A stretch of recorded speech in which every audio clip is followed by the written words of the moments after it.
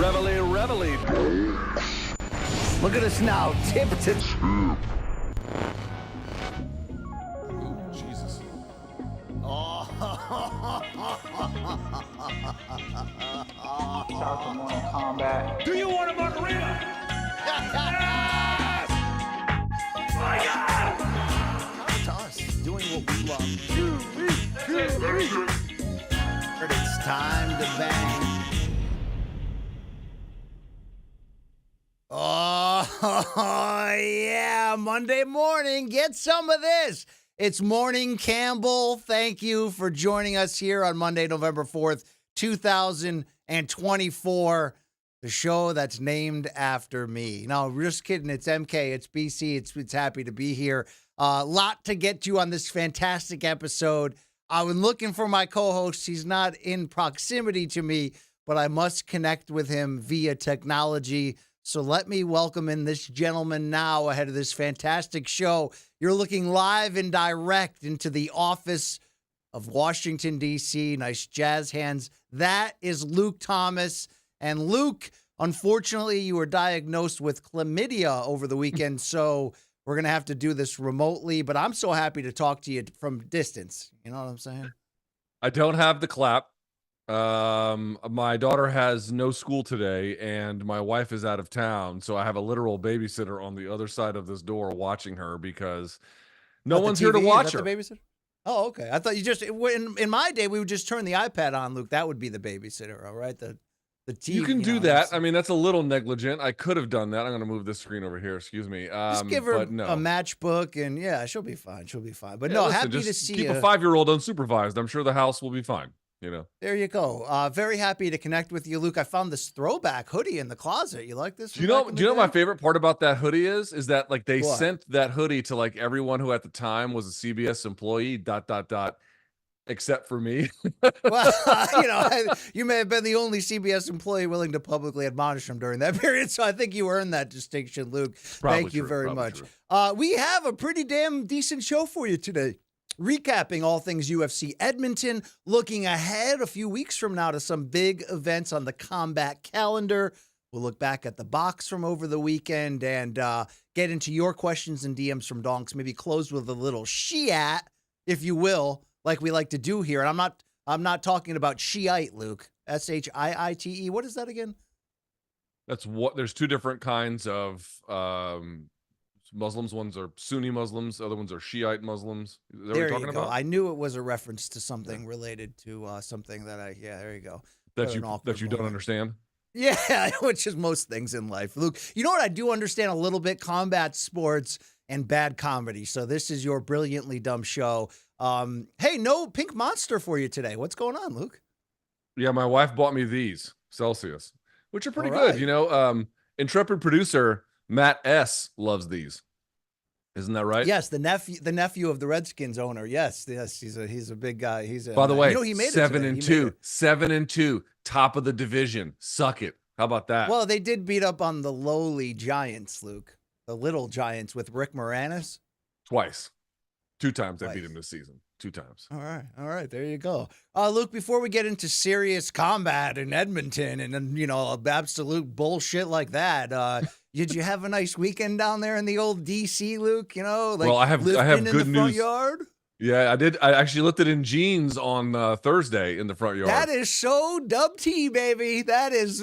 It looks like, how could I take something that's already trashy and make it worse?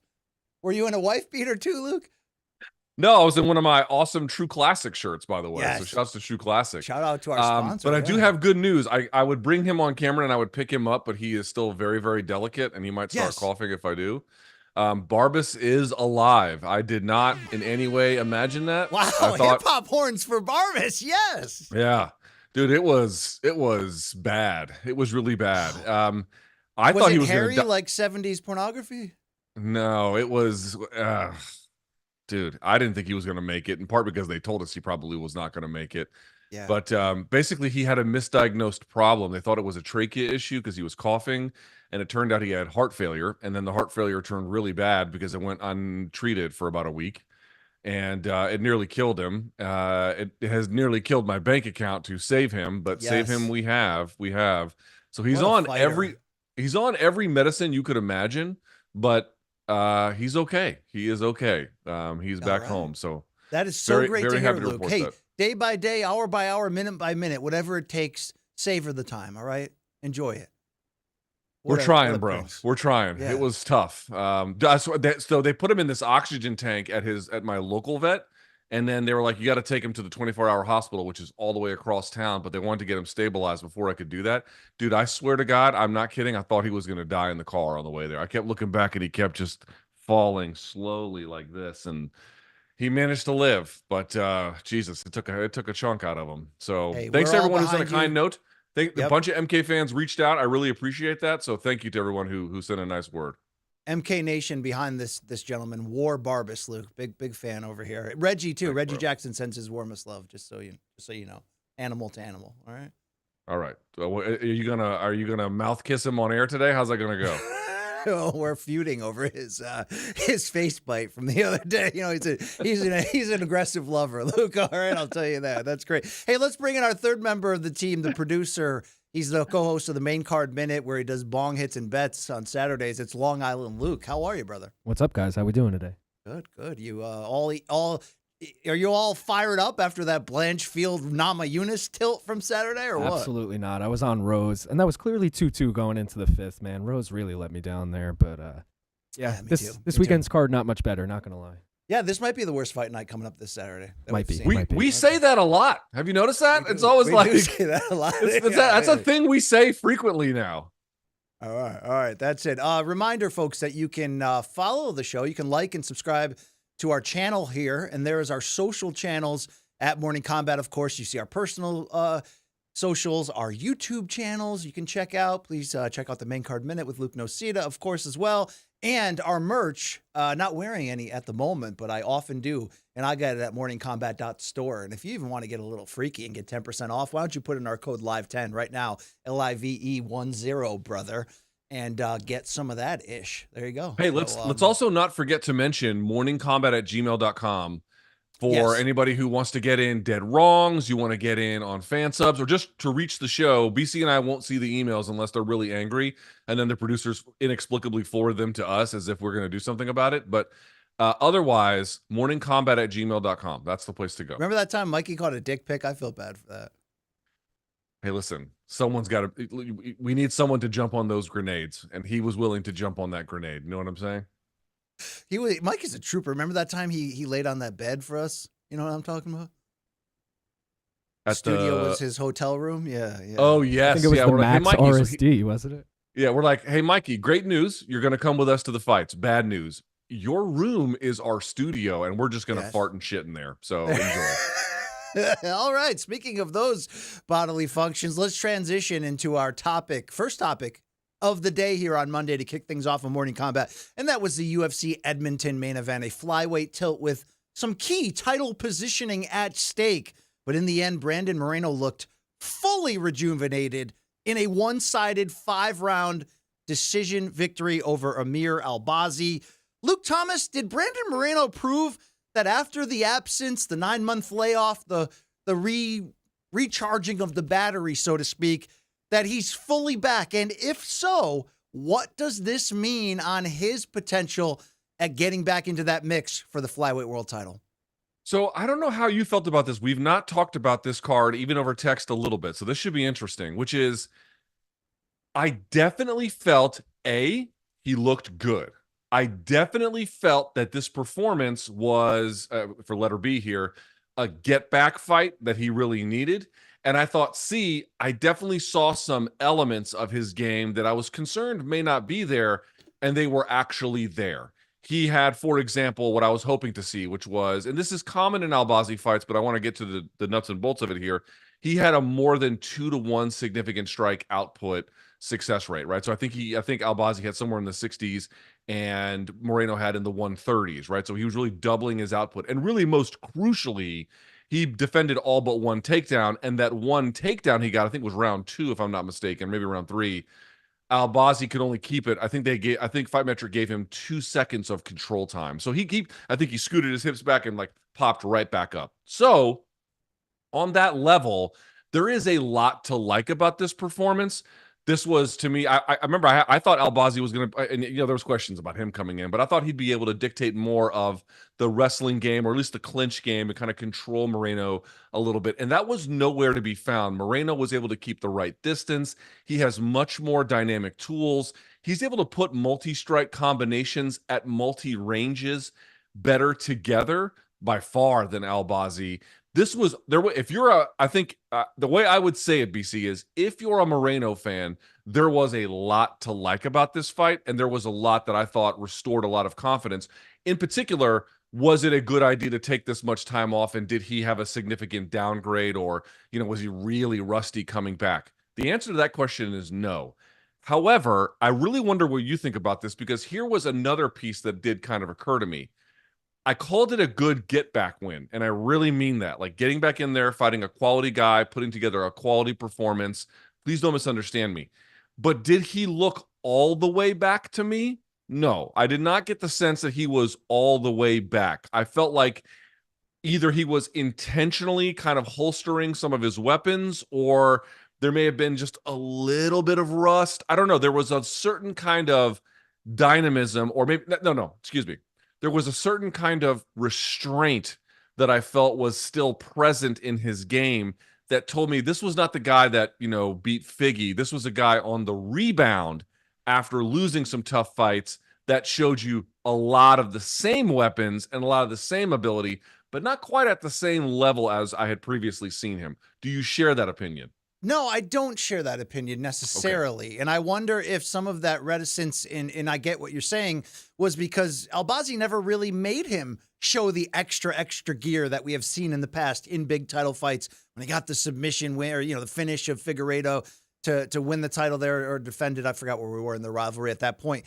No, I saw a guy who had complete control of the game, who leaned on his career saying, okay, I've been through the wars. I've been the champion a couple times. I went through the meat grinder of being sort of, kind of a celebrity as the face of growing what they were doing in Mexico. I know the face became Alexa Grasso headlining those cards, but when he was champion, it was sort of like Brandon Moreno is the lifeblood of this movement in Mexico of UFC trying to bring MMA up to speed onto the long tradition of the place that boxing holds in the hearts of the great fan base there. I can understand the burnout he felt of taking so many tough fights in a short notice while he's juggling being a broadcaster, being an ambassador for the UFC. So what I did see in this fight was a lot more veteran poise and command and control. I don't think he went to those extra gears because he didn't have to, but I also think, and this is where I'll give Albazi credit for this, he was never truly in this fight to win it, in meaning that, he didn't have the big advances or sequences where he was putting, Moreno on the ropes and really threatening to come over the top. But I felt he was stubborn and sturdy enough where Moreno could never fully be comfortable. And I like the fact that Moreno kept his foot on the gas without being too reckless, and really just, once he was able to consistently stop those takedowns, exposed him in the striking, was able to keep it to the striking. And that's where I saw a rejuvenated, bouncier, happier Moreno. What specifically are you missing? Would you have liked to have seen him gone for more finishes? Maybe I'm saying I'm content with him sort of being the veteran, building a big lead, and then controlling that lead without going into prevent defense and without taking unnecessary chances. He drove that ship home, survive in advance, get the big win that he needed, and now I think he is back in title contention in a big way.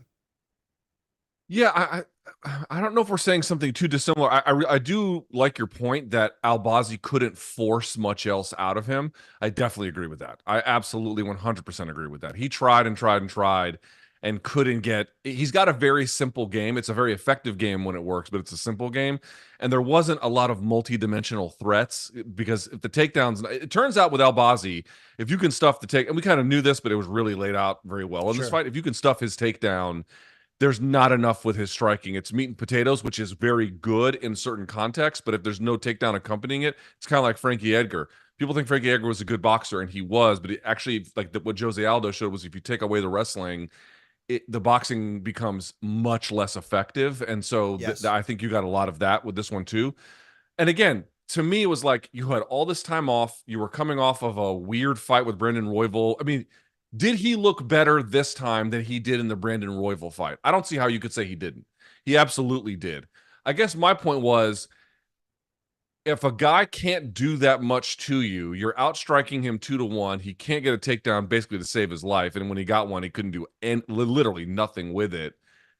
You know, if the plan was to play a more cautious style, not a significantly more cautious one, but a cautious one, relatively speaking, because of all the other factors, it's not like I'm saying it's a bad thing. What I am saying is there is a little bit more to Moreno's game that just never materialized here. And it's not because Albazi did anything to shut it down. I think that's the kind of point that I'm making. Well, Albazi was sturdy, though. He was sturdy. He was still there. He was still coming forward the whole fifth round. In fact, he tried to do a half-hearted, desperate Max Holloway, let's stand in the middle. Yeah, I think he was just always there enough that Moreno was like, okay, I'm comfortable with kicking his ass at this level. Yeah, and then he did push the pace a little around 5. He did see if he can get Albazi out of there. I just challenged the idea that guy who was fighting on Saturday was all the way back. I think what you could argue is if he wasn't all the way back, was it a concerted decision to not do that, right? Was it a concerted decision to play it a little bit safer, given some of the stakes, given what he was hoping to do? You know, you don't want to like follow up a bad performance or, a strange performance anyway, and then all this time off and then come back and get in front of your skis. And now all of the same problems reemerge. And like, why did you do that? So like, I understand that there's a case for that, but I guess the point I'm trying to make is that to me was not Brandon Moreno all the way back. Whether it's because that part of him is gone, which I don't think is true, or because there was probably some kind of a strategic element in place that intentionally limited what he was willing to do. That to me is entirely justifiable. I just saw some people being like, oh, he's all the way back. That's the guy. He's all the way back in a different form. Meaning he'll never be the same guy he was in his early physical prime of his late 20s, becoming the champion for the first time. But I think, Luke, these are necessary changes. That's why I'm saying I felt like this was the beginning of the second half of his career, because I feel like this was necessary. What makes him so fun is that, he brings craft, but he brings a dog and he brings the pace and he puts exciting fights on you. But you also have to take big punishment back in return to keep that style going. I felt like this was his way of kind of saying, no, I am a little craftier in these areas. So let me keep him on the outside, but let me also slowly beat him up. And that's what we saw. But hey, don't take our grade for the performances. Long Island Luke, I think we have Moreno talking about how he would grade his own performance here against Albazi.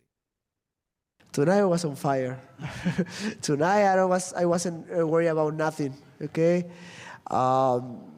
I don't know, I was telling that because with Roybal, I feel like my mind wasn't there, I wasn't automatic, just fighting, throwing punches, doing whatever. But tonight, again, everything was connected. Every piece was in the right place. And I was ready to fight with everybody if it was necessary. Look, he was flowing in the confidence, the happiness, the full, well-rounded game. I get what he's saying. Against Royval, he was just walking forward and fighting. It was just stalking and fighting. There was so much more thought and craft put into this. That's why I liked it, okay? It was a mature performance. Yeah, no, I didn't dislike the performance at all. I thought it was good. I'm just trying to be like, one of us has the clap, and it's not me. I can tell you that. One of us got the itchy Thursdays, baby. balls. Yeah, see you later in the week. Yeah.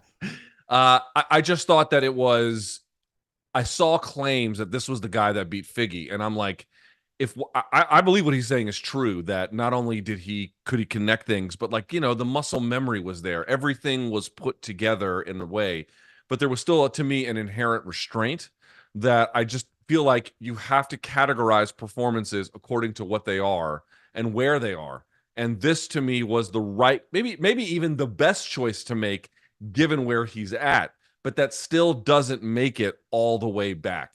In fact, am I wrong for saying this? I believe this is right. Didn't he say he doesn't even want a title shot next? I thought when they asked him who he wants next, he said he wants to get back to the title. I thought that's what he said. Did I misinterpret that in the cage? I think. DC? Do we have that, Long Island Luke? We have sound of him from the press conference afterwards telling. So let's listen. Let me hear that. Let's see what he says. I would love to fight for the title tonight. My goal is to keep these kind of performances in my next fight. But again, tonight I feel so connected. Everything was on point, was perfect. My timing, my distance, my takedown defense. So nothing, man. So hopefully I'm gonna put all my effort to show this to the world in my next fight. Do you think, given the performance tonight, your name value, you're kind of a star with a legacy in this division, is that enough to get the winner of Pantoja and Kai Asakura? I don't know, man. I mean, hopefully, I want to be honest with myself. I think maybe I have to fight one more time before the title, but I don't know. I don't know what is the UFC thinking right now.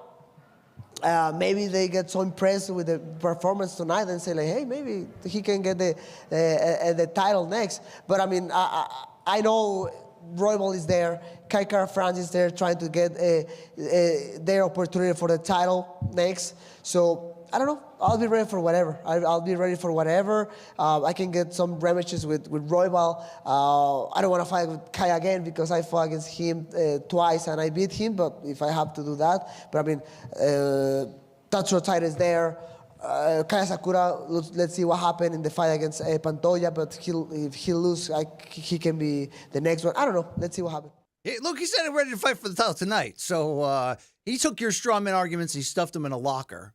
Did he? Because he also just said he probably has to fight one more time against somebody else before the title. Did you not hear that part? So I know, but I think he's being realistic to the title picture. So let me ask you this, Luke: what should be UFC's handling of the title picture moving forward? Obviously, that could be dictated by whether Kai Asakura in his UFC debut takes the title from Pantoja. But you got Royval at #1 coming off of a very solid win against Tatsuya Taira. You've got KKF in position. Again, it seems to strike to go for the title. Does Moreno's name and importance to the brand still have enough value where he could be fighting the winner of this fight after 310? I definitely think so. I definitely think so. Again, this was restorative because he was to the point that he's raising, like, distance was on point, shot selection was on point, takedown defense, lights out, basically. I mean, almost, not quite, but almost perfect. About as perfect as you need it to be anyway, right? So all those things were really, really great.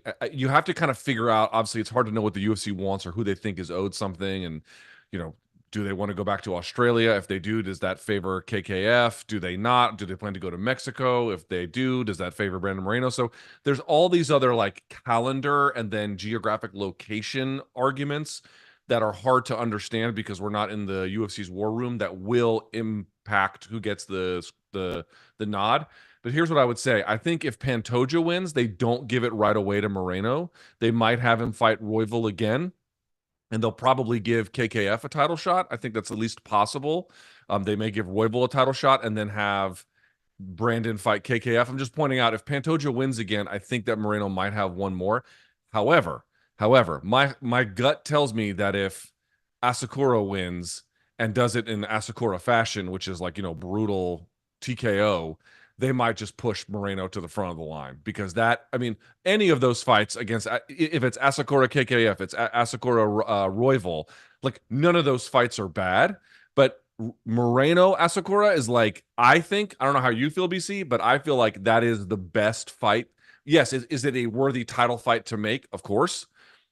But like, what is the best permutation you could put together to get the best kind of action? You could do Moreno and Pantoja again, but if he loses and Asakura wins, I feel like Moreno Asakura is like dynamite, a dynamite, awesome matchup. It is dynamite, but that's why it's so dependent upon that fight at 310. Because I have to ask you this if we're being fair. And I don't just bring this up because, I love me the raw dog, Brandon Royval. But as much as we're saying here that Royval has a chance as the #1 contender to be on an island, why? Because he lost twice somewhat recently, including their rematch for the title to Pantoja. I do want to remind you, Luke, that Moreno has 3 losses to Pantoja, not just 2, if you count that exhibition in Tough. Is that fair?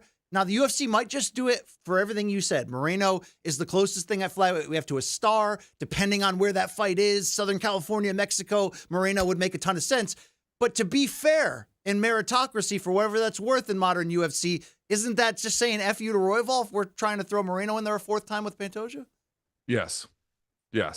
Royval's case is strong. It's really strong. Obviously, losing to Pantoja is not great, but in terms of what he's done to rebound, in terms of what he's done to stay busy and relevant and good, and asking him, hey, prove it at this next juncture, what you can show us, and then doing that basically against the best the division has to offer. It's him. You can't complain if Royval is next for either Asakura, I guess, or even the thing is this: if Pantoja wins, I wonder if they go KKF just because it's a fresh matchup. But short of that, you've got Royval at the front of the line, and it's difficult to be a guy who's, both guys in Moreno and Royval to have lost to a guy before, in certain cases multiple times, and then try to get another title shot. So KKF is kind of sitting in the catbird seat here a little bit as well. But it's really, really, I just feel like if the UFC, this is a division they almost cut, right? They bled it dry. It kind of revived itself. It's still, to me, not fully all the way back in certain ways, but I just don't see them looking the other way if Asakura comes out looking like he did in Ryzen against Pantoja. They're just going to be like, oh, we'll just give the guy who really deserves it the most. You couldn't go wrong with that. I just have a suspicion that they won't do that. No, I think what you're saying makes a ton of sense, and I think you're right on. I think KKF is next for the winner of the 310 fight no matter what. Because it's a fresh matchup, because KKF has CKB, Oceanic connections, and we've never seen him break through and have that big title victory yet. We've only seen him, in that interim bout against Moreno in which he was winning and then until he lost it. So I just think that makes the most sense. And the answer to our questions about two guys with at least 2 defeats each to the current champion, I think that that question is answered by them going into the cage against one another. Luke, it seems pretty clear to me that the fight to make really for Brandon Moreno is the trilogy with Royval. Talk me off that ledge. Why? They both have a win. Don't they both have a win? Yeah, no? Yeah, they both have a win. Yeah. It's a trilogy and the winner gets the next title shot after that potentially. That's not a bad idea. I just booked the territory for you. It's very easy. That's not a bad idea. Yeah, yes. You know what? You make a good point, actually. Yes, you can absolutely do that. That would not be a bad solution to, again, depending on how things go, that would be a reasonable solution to the situation. Yes. Mm-hmm. What do you like, though, Brandon Moreno, in this Safe Saud era of his career? Because remember, he went to get betting advice in Kansas City till that training relationship was shut down. Are you liking who, now that you've seen this mature performance, and like he said, he showed all the weapons, the takedown defense, everything, is this the best way to get him to maximize what's left? And how much do you think is left, given that he's been in some wars and this is a division that isn't always kind to aging? Well, see, this is what I mean. It's like, was he restrained against Albazi strategically by his own choice, given the circumstances, or has the game pulled a piece from him? And now he's just not the same anymore. And so it's really hard to tell because, again, this is a great performance. I mean, he beat a quality guy in a very high quality way. I hope people really understand I'm not in any way bagging the performance, but I'm trying to tease out what's happened there, given that there's a little bit of a step missing. If it's intentional, as we said before, that's one thing. But you're talking about Safe Saud. I have all the confidence in the world in Safe Saud. I really do. I mean, that doesn't mean he'll win the title. That's really not my point. Because again, if the wars took something out of him, I don't know who it matters who you go to. You can't necessarily get all of that back. It's really, really difficult. But this was a really strong performance. And the reason why I say that is, while to me it wasn't an he's all the way back performance, it was so fundamentally sound that it's something you can really build off of. If the fundamentals begin to drop out, right? And again, he has weird punching mechanics. I don't mean that per se, but I mean, like, all the pieces of his game blended well. He looked in control. He never got overconfident. He didn't make any bad choices, is really the point I'm trying to make here. He made a lot of good decisions from minute 1 to minute 25. Safe Saud is a guy who can bring you to that position. You have to be talented enough and you have to work hard enough on your own to get there, but under his tutelage, he can get you there. So I have full faith and confidence that relationship can get Brandon as far as Brandon can go. The question is, BC, is how far is that?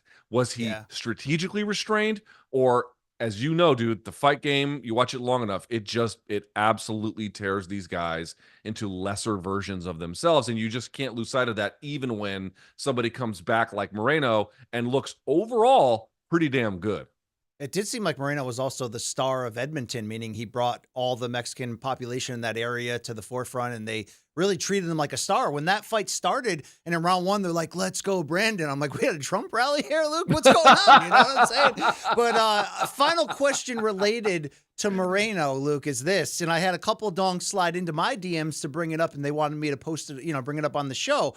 I don't know if I agree with it, though. They're saying, look, if this is kind of a new Moreno here starting the second half of his career, What about a consideration of moving up to 135 where he'll have the speed and in some cases maybe the boxing advantage? I just think he's so close to being back to the title at 125, and he seems to be a more mature version of himself. I want to see that. Let that ride. Let that dice ride before you need to go up there, right? I'll say this. I would be very surprised if we arrive at January 1, 2026. Just make it Jan 6. Let's keep the joke going. Okay, why be arbitrary? Okay. You know? If it's the anniversary of Jan 6, I would be very, not this coming one, but the following after that, I would be very surprised if Pantoja is champion. I would be very surprised. It's going to get taken from him. Now, I don't know if it's going to be Asakura or KKF or Moreno himself. I don't know. But if I'm Moreno, you would want to go to another weight class if you're really out of options and you're at a stage in your career where it would make some physical sense. You can get some fresh matchups, and your best chance of winning a title is somewhere else. So think about it for Figgy. Now, Figgy was older, and we weren't sure how things were going to go for him at bantamweight. In fact, I was initially skeptical, but what we found was his power carries to 135. Obviously, his ground game and his scrambling is phenomenal. His striking is very, very good. He's got great speed. He doesn't have to drain himself as he gets older, and it's all these fresh matchups. And lo and behold, he's turned himself into a either number one contender or quasi number one contender. Brandon Moreno doesn't really seem to be facing those circumstances, at least not many of them. He still looks to me like he could get another title shot in this weight class, and it looks to me like, it's a little premature to say this, but it doesn't seem crazy to think he could wear gold in this division again. So a few things have to play out ahead of him, and he has to kind of be patient maybe and pick the right fights. But I don't think moving to bantamweight, maybe he could go win a title there, BC, but does he really need to go do that? No, because bantamweight's got hit almost a historic level of killer. I know I don't call it historically deep anymore. It's kind of figuring itself out, but it's crazy deep. 125, I know it's a lot of rematches for him, but he's already proven he can beat a lot of these guys. Let's see what the mature Moreno can do. But Long Island Luke, I did want to get a clarification here. I know your bon air for fighters typically extends down under because of your data. That's why Robert Whitaker's your favorite fighter. Does KKF bring the same level of movement to that area? My pants aren't moving. He doesn't bring the same level of excitement, but I am a KKF fan. I'm not so what's the Aussie New Zealand divide? Racism. Are we automatically brothers because we're from the same side of the world? No, or it's a lot like the American-Canadian divide. Oh, it's yeah. F. Helwani and all have those a little guys. beef. I don't think it's. I mean, listen. I don't know nearly enough to answer this confidently, but I just don't feel like the American-Canadian relationship is the same as the Aussie-Kiwi relationship. They seem much closer together than we do to Canadians. I mean, I'm a big fan of the Paquettes, to be fair. I think it's just because, like, if you're not from the U.S. or Canada, you probably associate them together, just like we associate the other side of the world. We associate Oceania together, but in reality, they're two different countries, and they kind of hate each other. All right. Well, interesting. Long Island. I'll tell you what. Hold on. Let me do this. Hey, if you're Aussie or Kiwi, tell us if that's the same as the American-Canadian relationship. Morning Kombat at Not gmail.com. like they would know, but yeah. By the way, I want a dead wrong Long Island Luke on this. I definitely want to say he's wrong, but I don't know if he's wrong. Some inner fighting, Luke on Luke crime. Long Island Luke, a year from now, flyweight, who's the champion?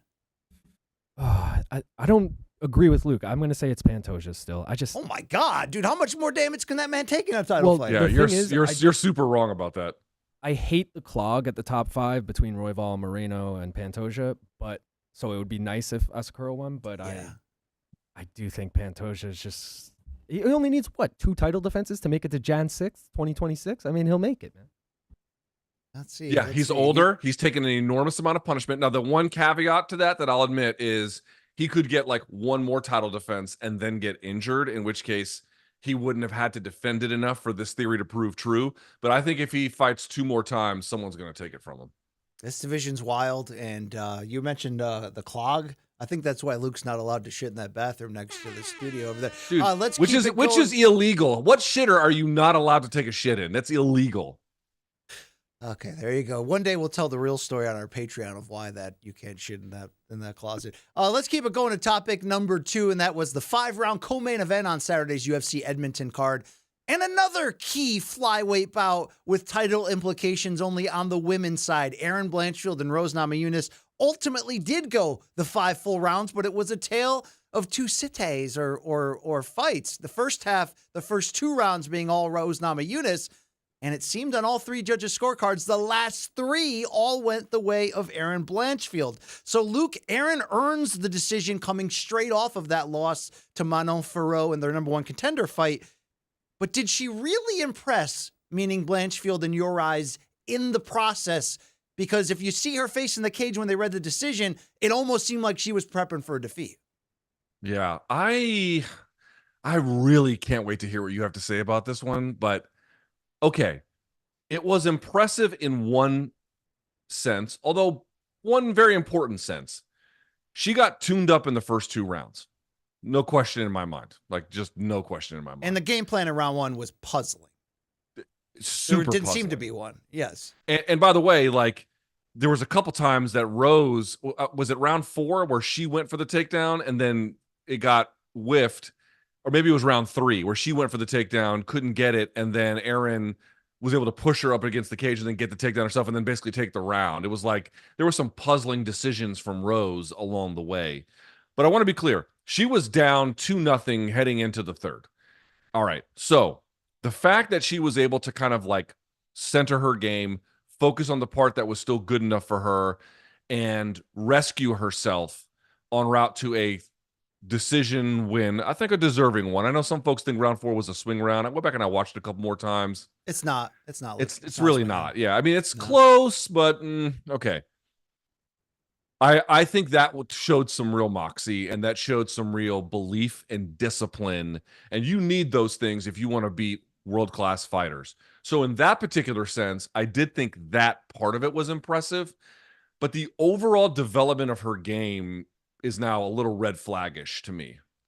When she's going in there and busting the doors down and then getting the takedown easy and then subbing out or whatever she was doing early in her UFC run, I was like, wow, like, I mean, she's really way ahead of these people. And then she moved to the front of the division. You're like, okay, she's not nearly as far ahead as I thought she might be. Contrast that with Ilia Topuria, where I thought he was way ahead of those guys.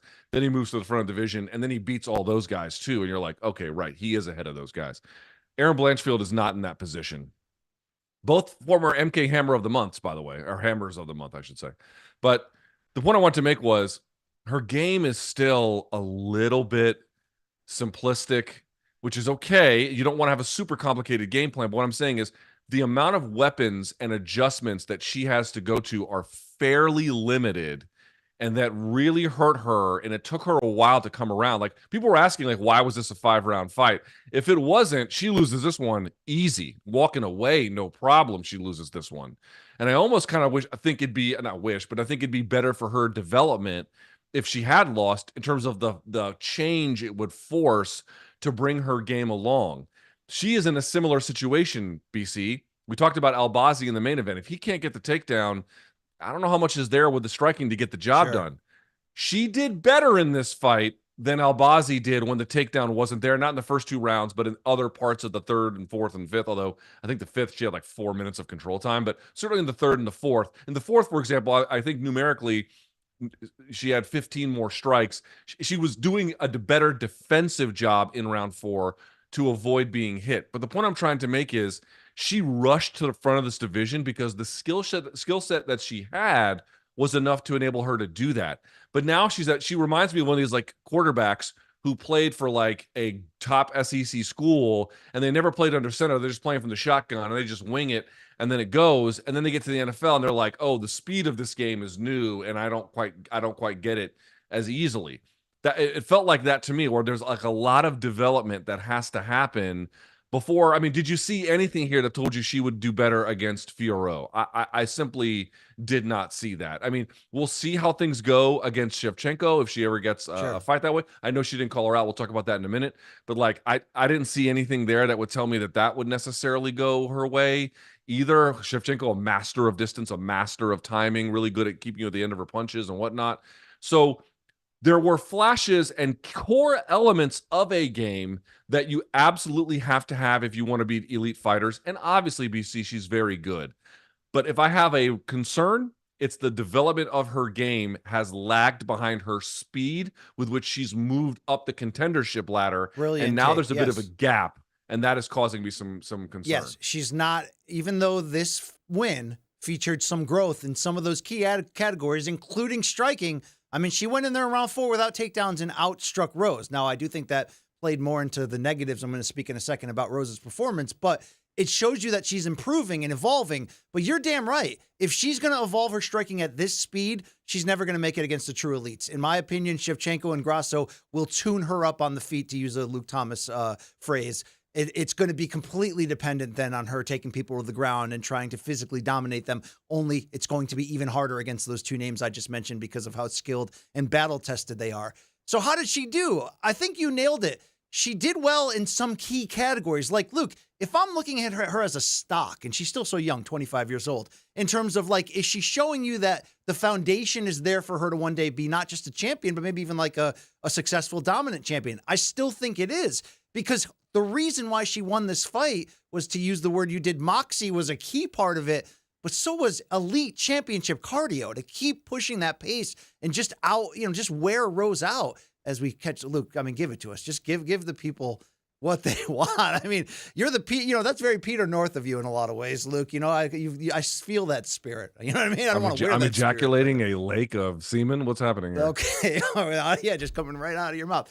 So, Luke, what I'm saying is, like, the motor, the adjustments, the poise, even in that Ferro fight when she was getting dominated and almost outclassed, there still was that poise, like, I'm going to figure this out. I'm going to keep running full speed and try. So, yes, it's a credit to her that she got the job done here and that she got the win and that she advanced. And I think Daniel Cormier was right in the interview afterwards saying this is the biggest win of your career, the best win of your career. Now, she's had wins against quality people where it was one-sided, where she got to play that A note and she can dominate playing that. But, Luke, I have those same concerns against that upper tier, because even though this division is not as bad as it used to be, you still wouldn't call it deep from an elite sense. That elite core is still at the top of this division, and they're still super elite. The questions coming in were really, is Rose still of that ilk? Is she actually rising? Does she have a title shot in her future? Can she, turn this around and make a 2-division champion run here in a new division? We got those answers pretty firmly, Luke, and they're a no. And as much as I need to credit Erin Blanchfield for why we learned those answers, I do think, Luke, a lot of the reason that Erin was allowed to make that run in the second half were the things that I didn't like about Rose's game, her performance, and, to be very fair, her standing in general in terms of which direction of her career she's going. If I'm going to be the biggest, Rose super fan, then I always hold that responsibility. If you're going to super fan somebody, you have to be their harshest critic at the same time.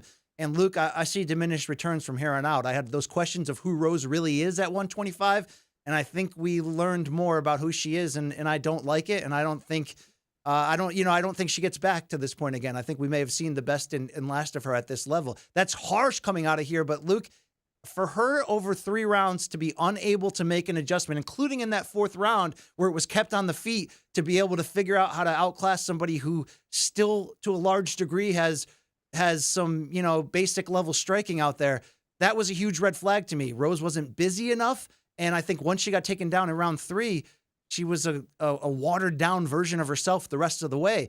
That's not going to cut it. You can be a litmus test in the division with that ability, and she'll still beat a lot of people in this division. But if she couldn't win on Saturday under those conditions and that circumstance, and again, I'm not taking anything away from Erin, she pushed that pace to make Rose have to be in this spot where we kind of saw her almost break. But, Luke, tell me if I'm being too emotional here. I saw former champion Rose, who, when she's at her best, she's right. She is one of the best of this era and even in women's history. That spark's gone, and I don't think it's coming back anymore. It was weird, dude. She was cruising in the first 2 rounds and then, like, tagging Blanchfield over and over with right hands. And I was like, oh, man, I totally undersold her. Jesus, she looks great. And then it just kind of fell apart. This was my read, BC. I wonder if you think I'm onto something here or not. First 2 rounds, again, she was flowing. Blanchfield's entries, they left a lot to be desired. Her exits, she did better, as I mentioned, particularly in round 4, just not being there to be hit enough. But what I really noticed was in the 4th round, for example, Rose was going back to the same weapons over and over again, the same combinations over and over again, or at least pretty similar ones anyway. And there wasn't enough adjustment from her. And so it's like, okay, Blanchfield was getting pieced up and that was going bad, but then she made a switch. And it wasn't just the takedowns. Again, some of the defensive awareness I thought was pretty good from her as well. Rose just didn't. She just kind of kept, it seemed like, I'd have to go back and look closer detail, but it seemed like she just kind of kept doing what she was doing in the first 2 rounds and then hoping it would work. She didn't have another gear. So here's my point. I'm not in any way challenging that 125 is not an ideal weight class for her, because like with the amount she was landing and like how clean she was landing on Blanchfield, it was having an effect, but it wasn't having like a hardcore effect. And I wonder if at 115 it would land with a little bit more authority. But I also don't necessarily think if she goes to 115, like, oh, that solves the problem. Right. There seemed to me to be like an in-fight adjustment issue, and I'm not sure where it derives from. Let's be honest. The stuff that we really don't like about that Esparza rematch, Luke, like we don't necessarily know a lot out of her, but Rose at 115 isn't in those moments and doesn't have that physical response. So, Luke, I saw some of what I didn't like about the unexplained nature of that Esparza rematch in this fight. Did you get that same feeling? Like where it's just like the old Rose makes that adjustment, and maybe it's harder because it's at 125 and she was in there against a physically strong flyweight. But Rose is also pretty big in this division when she bulks up too. And for as much as she was dominating in those first 2 rounds, and she was, though, Blanchfield was kind of running into a lot of that. I don't see that Rose of old that with that threat of the finish like she held at flyweight or at strawweight, which allowed her to win that title twice and allowed her to have these reinventions. It's not here now, Luke. And I think I think if she wants to stay on in this division, she's above average, but she's slightly above average, and she's closer to average in this division than she is to the direction that Erin's heading. And I don't even know if Erin's fully ready for that direction, and we should probably have that chat now, but if Rose didn't fight again, I would understand. And that's crazy to say. She's had a 2-fight win streak. Wow. But there's a disconnect in there, and I hate to see it. Yeah. I've seen some folks speculating that it's a coaching issue. I mean, there are a lot of people who have issues with Pat Barry, and in particular, we should just sort of say the relationship between Pat Barry and Rose. Yes. And they're using that as like some basis of criticism of his ability to coach her. I'm not here to comment on per se the nature of the relationship, other than to say I don't know if that therefore equals he does a bad job coaching. I think the situation could be a little bit more complex. It seems a little bit more internal to Rose, what is happening from what I can tell. But again, she's still got ability. And I think particularly in these 3-round fights, I think she could beat a lot of really good fighters in this weight class. But her inability to adjust down the stretch, and it wasn't exactly lifeless as much as it was robotic, right? Rehearsed in a sense. That was the part to me that was like, like there's something missing in the code here that is not quite translating. And I saw, again, everyone's like, oh, just go to 115. I'm like, well, what's she going to do against a physical 115er who's in her face round 3, round 4, round 5? Is she going to have the same kind of limiting situation? I really wonder about that. I really do.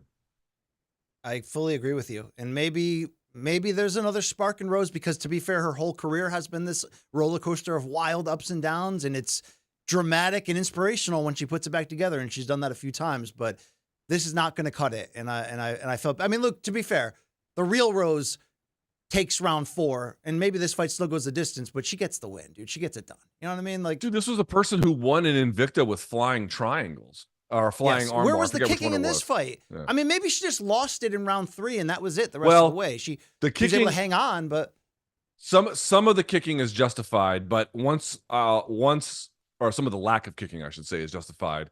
Especially because if you're worried about Blanchfield getting the takedown in particular, it's justified. So again, she had like a key weapon kind of somewhat holstered as a consequence.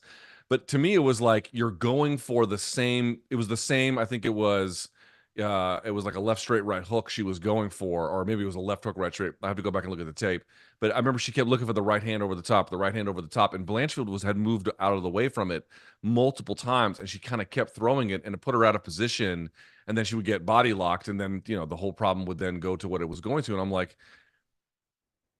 she used to be able to make that adjustment or Yes. change it up or something. And that part to me felt weird to watch. I guess that's what I'm trying to point out. Yeah, and I feel like she gets hit too much at flyweight. Maybe that's just the reality of moving up in weight in the division, but that elusiveness, that speed, that being ahead of the game at every turn, like she was when she was on top at strawweight, that advantage is not there anymore. So it's tough to see, but we'll see if she can go back to the drawing board one more time. I mean, I'd love a Trevor Whitman reunion. Let's just do it one more time. Like the Beatles did with Abbey Road. Enough for the fighting. Let's bring back George Martin, and let's do it the way we used to do it. Let's get the band back together. I wouldn't quite put her on par with the Beatles, but I certainly think that Trevor Whitman couldn't be bad. You think Pat Barry's for Ringo? her. All right. I'm a big Pat Barry fan, by the way. Hey, listen. Octopus's Garden, underrated Beatles hit. Underrated. Yeah, the guitar playing in that is absolutely tremendous. And I actually used to lump that in the Yellow Submarine category incorrectly and say it was garbage. No, Octopus's Garden, the tune, the orchestration is brilliant. Yeah. There you go. Luke, there are times that we meet. We don't have to always meet in abortion rock inside a Porta John. Do you know I had to miss the show. I had to miss the show because my dog was dying, and also because it was Halloween and Tukey. My wife had to take Tukey trick-or-treating because I was in the ER with my dog. But Dying Fetus played in DC on Halloween, and I had to miss it. Can you believe that? Wow. I'm very happy sad for about your that. soul that you were saved from that. By the way, I did not get a single trick or treater. I mean, I say that, but who's gonna imagine people just knocked on the door and be like, I'm here for the trick. You turn tricks? What do we do here, lady? Hey, let me ask you a question. What is an appropriate amount? Assuming you have a lot of kids in the neighborhood, I'll put it that way, yes. and you don't want to be a jerk off, right? So I'm not going to go out and buy. I'm not going to go buy king size candy bars, but I want to make sure that I do my Arby's job. Coupons. Yeah. Roy Rogers. I think you should carry that tradition on. By the way, what's an appropriate amount to spend on Halloween candy for your neighborhood? I don't know. I mean, you do. You always want to have enough. Problem is, then it lingers, and then you eat it all yourself. But what is? I mean, those Halloween size bags are really expensive, like the large bags. It can be like $12. Yeah. So maybe what, like $35, $40? Is that crazy? Okay. So my wife spent $120 on Halloween candy. Wow. Ready for this? It was gone in 90 minutes. For me to just here's a coupon to Whataburger as well as a condom and AG1. Have fun. Thank you, Mr. Thomas, Robert Thomas. Luke, we have one more piece of art here from Erin Blanchfield, and it's explaining at the post-fight press conference her call-out, which I do think was a good one. But the question is she actually ready? But here's Erin talking about Alexa Grasso. And you called out Alexa Grasso, which I thought was perfect. How likely do you think it is that she would take that fight with you right now? I think she already said something about that she would love to take that fight, so I think it's going to happen. Yeah. What do you think, in terms of a game plan and approach to that fight, how do you think it would unfold? Yeah, I mean, she's another great boxer just like Rose is, so I can see it being similar. Yeah. It sounds like they might be going to Mexico in February. Would you be willing to do that fight at Elevation and all that in Mexico City? I don't know about Mexico, but we'll see. Okay, great. Luke, here's the key question. I already showed my cards earlier. Is she ready for the Grasso showdown, and can she win if things don't go perfectly for her? Well, here's the thing, right? I mean, we keep talking about this, like, we're sitting here being like, oh, her performance was good, but not great, and blah, blah, blah. But the Grasso call-out is actually really interesting because Grasso, former champion in this division, obviously she just fought at Noche UFC. Her wrestling, holy Jesus. That's how Valentina won the belt back, right? To be fair. I just can't overstate how disappointed I was in Grasso's takedown defense. I mean, it was mind-blowingly bad.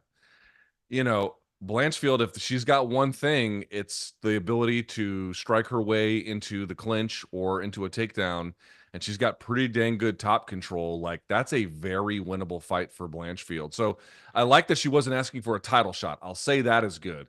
And again, Grasso off her back, certainly on some level presents a threat on the feet, a huge threat. But Blanchfield, I would favor Blanchfield to win that one. I mean, Grasso's takedown defense has just, it's not gotten better. It's somehow gotten worse. And yeah, it was a problem. Dude, can Erin do this quickly? Can she improve her striking? Can she make a huge leap coming into the next fight? Because she's showing us that she has a championship chin too, I believe. She has a willingness to go through the war. And again, I praise her for making the adjustments against Rose and figuring out how to win that fight. That's not stuff that you can teach either. So can she fix the striking quick enough to where this isn't a question?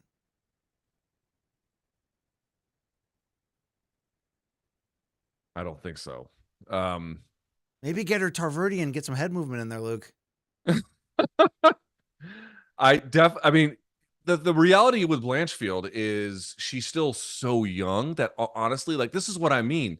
She's like zoomed to the front of the line where now, like, these are the relevant fights for her. Grasso is a relevant fight she could win, right? Like, legitimately, you could even see her favored to win. And if she out wrestled her for 3 or even 5 rounds, would you be surprised? Of course you wouldn't.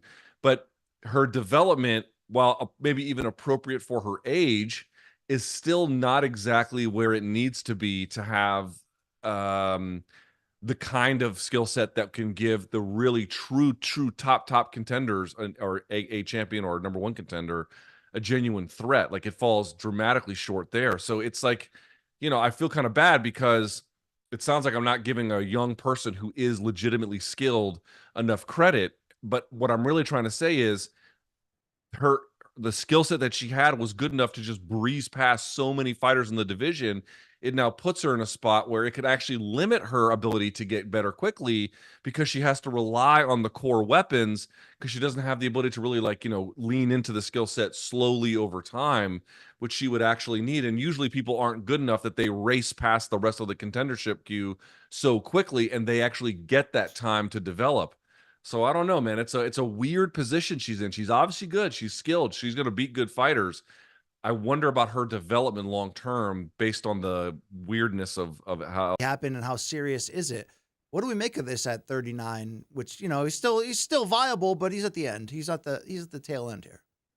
I thought it was funny that he said he got a great deal from UFC because of Francis, which I was like, oh, that's amazing, right? Of course, you get higher wages when there's competition. But then he was like, yeah, they're trying to space me out so they don't have to pay me as much. I was like, 2 steps forward, 1 step back. Unbelievable. But he has had notorious back issues, right? I mean, his back has been a real big problem for him. I hope that's not back, but that would be my first guess. You're right. They asked the gentleman, I forget his name, who essentially is in charge of North American affairs or Canadian affairs. David Shaw. And he did decline to elaborate other than to say it wasn't a weight cut, to your point, a weight cut issue, but there's been no further elaboration. I guess we're just going to have to wait and see. I asked him how much he cuts when I interviewed him last week, and he said to make 265, he cuts 30 pounds. Damn. He's up at 3 bills? What he told me. I believe him. I believe him too. Jesus. Luke, did anything jump out at you at this Edmonton card? I thought the card kind of ended up sucking in terms of the performance of it. But I don't like Mike Malott didn't blow me away with that 3-round win over Trevin Giles after the Neil Magny loss. In fact, I was wondering if he was on his way to losing that at certain points. What'd you take away from that? Yeah, he looked not at all great. It was a get-back fight. This was just a get-back fight for Mike Malott and nothing else. Like, there was nothing else to it than that. It was just about getting the dub and then moving forward. There wasn't a whole lot to it. I would say there was a few of these, and it all happened back to back to back. Yusuf Zalal over Jack Short. Dude, Yusuf Zalal looks like the real deal Holyfield. He looks absolutely awesome in his last few fights. He looked great. Jack Shore's a tough competitor, and he looked fantastic against him. Charles Jourdain at 135. Dude, no one has, I think, subbed out Victor Henry before, and he did it in this fight with a nasty guillotine, which he can find in all kinds of interesting ways. And new tats, awesome. To be fair. He showed off those new tats well, right? Yeah, and they're good. They're very, very good. And then Ayman Zahabi over Pedro Munoz. I thought Ayman Zahabi you want to talk about a guy whose development has slowly but very matter-of-factly come along. Ayman Zahabi, he is old. I'm not saying he's going to make a run for a title. I don't know if that's in the cards. I'm not saying it's a death sentence, but yeah. But all I ever ask from a guy, and again, it's bantamweight, it's a tough division, but all you ever ask from a guy is, just give me your best. Wring the sponge dry of any water. Show me exactly what you have. And ShamWow, baby. ShamWow. He has absolutely worked on his craft, and he has become a very formidable fighter. I really, really, really respect that. And obviously, the Dustin Stoltzfus knockout over Marc-Andre Barriault was vicious, but he was standing there just slugging it out. Like, that's what's going to happen, So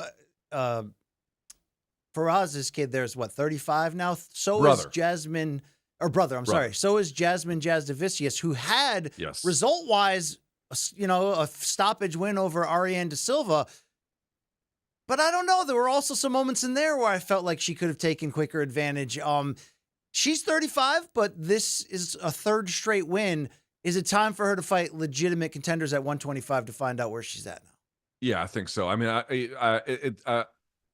better matchmaking for her up a little bit, I think, is going to show us exactly what is really possible here. Also, we should note, she's good top game though, Luke. She has some dominant top game. yeah, no, she's very talented. She's very talented. There's no question. That Darce she set up was real slick.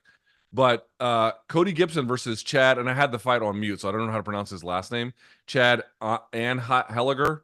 If I'm saying that wrong, please forgive me. Cody Gibson. Yeah, Cody Gibson used the knees to a previously 2 hands downed opponent, hit him with the knee, and then his opponent took a knee, and then he stopped. So it was perfectly legal. But first time in the 10-point must system, unified rules, we've seen someone hit that knee in a legal way. So Cody Gibson gets a nice win, and he used it, or partly used the newer rules to get there. So shouts to him. Cody also got the first 12-6 elbows legally to cause a cut, apparently. That's what they told him. Oh, nice. Yeah, look at that. In the history doing the whole books. bit. Yeah, take that, Matt Hamill. What I wanted to ask you, Nocita, was weren't you telling me when we were saying, hey, the card had some moments, but I don't know, it didn't really win me over in the end. Weren't you saying that the Derek Lewis replacement was 2 0-2 guys making their UFC debuts? What the hell happened? No, that wasn't the replacement, but Kyle Machado versus Bredson Hibero was on the main card, and they were both 0-2 in the UFC. So, well, just how good our cards are recently. They weren't trying to. They were trying to sell name value alone to those Edmonton people. But I don't know. Adding the Moreno fight didn't suck. It looked like on paper it had the chance to be something. But Luke, you didn't feel it. You weren't feeling it, right? No. Luke Thomas. No. No. All right. Maybe next week's Carlos Pratish, Neil Magny tilt can send you over the moon. I hope everyone understands. That's the main event. That's the main event. Cody Garbrandt in the co-main, Luke, but it's not, it's not 2015 though. You know what I'm saying? I was thinking about this because I was watching the preliminary card live. Tukey was asleep, so I was like, oh, I got time to watch this, So I watched the prelim card, and I want to be clear, like you had Cody Gibson on there, you had Yusuf Zalal. I think it was prelim card, but whatever. I mean, I was watching some of their earlier fights before the bigger stars got started, and I'm like, these are good fighters on here. And I'm not saying that the preliminary card of the UFC is identical to like the main card of LFA. But what I am going to say is the distance between them is mostly negligible. The one big difference, the one big difference would be you'll get guys who have already graduated to the UFC level and then usually gotten a few wins along the way. So they're slightly better, certainly more experienced at a higher level. But the actual difference in fighter quality between them is mostly negligible. And I don't, I just want to tell folks, like, it did not used to be that way. Like that's the way that the business works now. And on some level, you have to understand that. But to be clear, the distance between a UFC preliminary card and a high-level regional card, there used to be a much greater significant gap, and that gap has narrowed almost to the point of being invisible. Not quite, but almost. It is, as much as that's a shocking statement, it's so close to being probably right that I don't even want to entertain it, but it probably is right, Luke. How sloppy are we? Are we close? I was asking Long Island Luke this. Shouldn't we just do Garbrandt versus Dillashaw 3 at this point? I'd be way more into that than another kind of comeback fight here against Miles John. Is he, is Cody still with it? I don't know if Dillashaw can come back. He's had multiple shoulder surgeries at this point. He's jacked, though. Do you see him? He's like huge. That's the other part too. Is like, can that dude even make a 35? I don't even know. No, open weight. At this point, let's just do open weight. Open weight, yeah. If you can show up that night, you can fight. How about Put it in Japan? They don't have a commission for this stuff. Like, yeah, you could do it that way, but otherwise, I don't know. All right, that'll wrap up topic number 2 there. Let's go to topic number 3, and let's talk about a guy we love in these parts, Max Holloway, the living legend, the Hawaiian punch himself over there. He's blessed indeed, but his future after this knockout loss to Topuria has a little bit more definition, meaning it seems Max is done at 145 and is going to make the full-time move to lightweight. He put out a video that we can show you now explaining. And the big question right now is, was that your last fight at 145? You guys kind of saw me touch upon it in the press conference, and I can honestly say I think I'm done with 145. Your boy is, like I said, we're only getting older. I turned 33. This cut was, no excuse. This cut was easy, bro. Shout out to Tyler Method, shout out to my wife. They helped me make this cut really easy, but it takes a toll cutting weight, period, and whatever weight you are. Like I said, I had to give up ramen for my 45 cams, so I'm done with that. I don't ever want to give up ramen again. 155 here we come, and 155 is where I'm going to stay. This is a new chapter. This is where we start.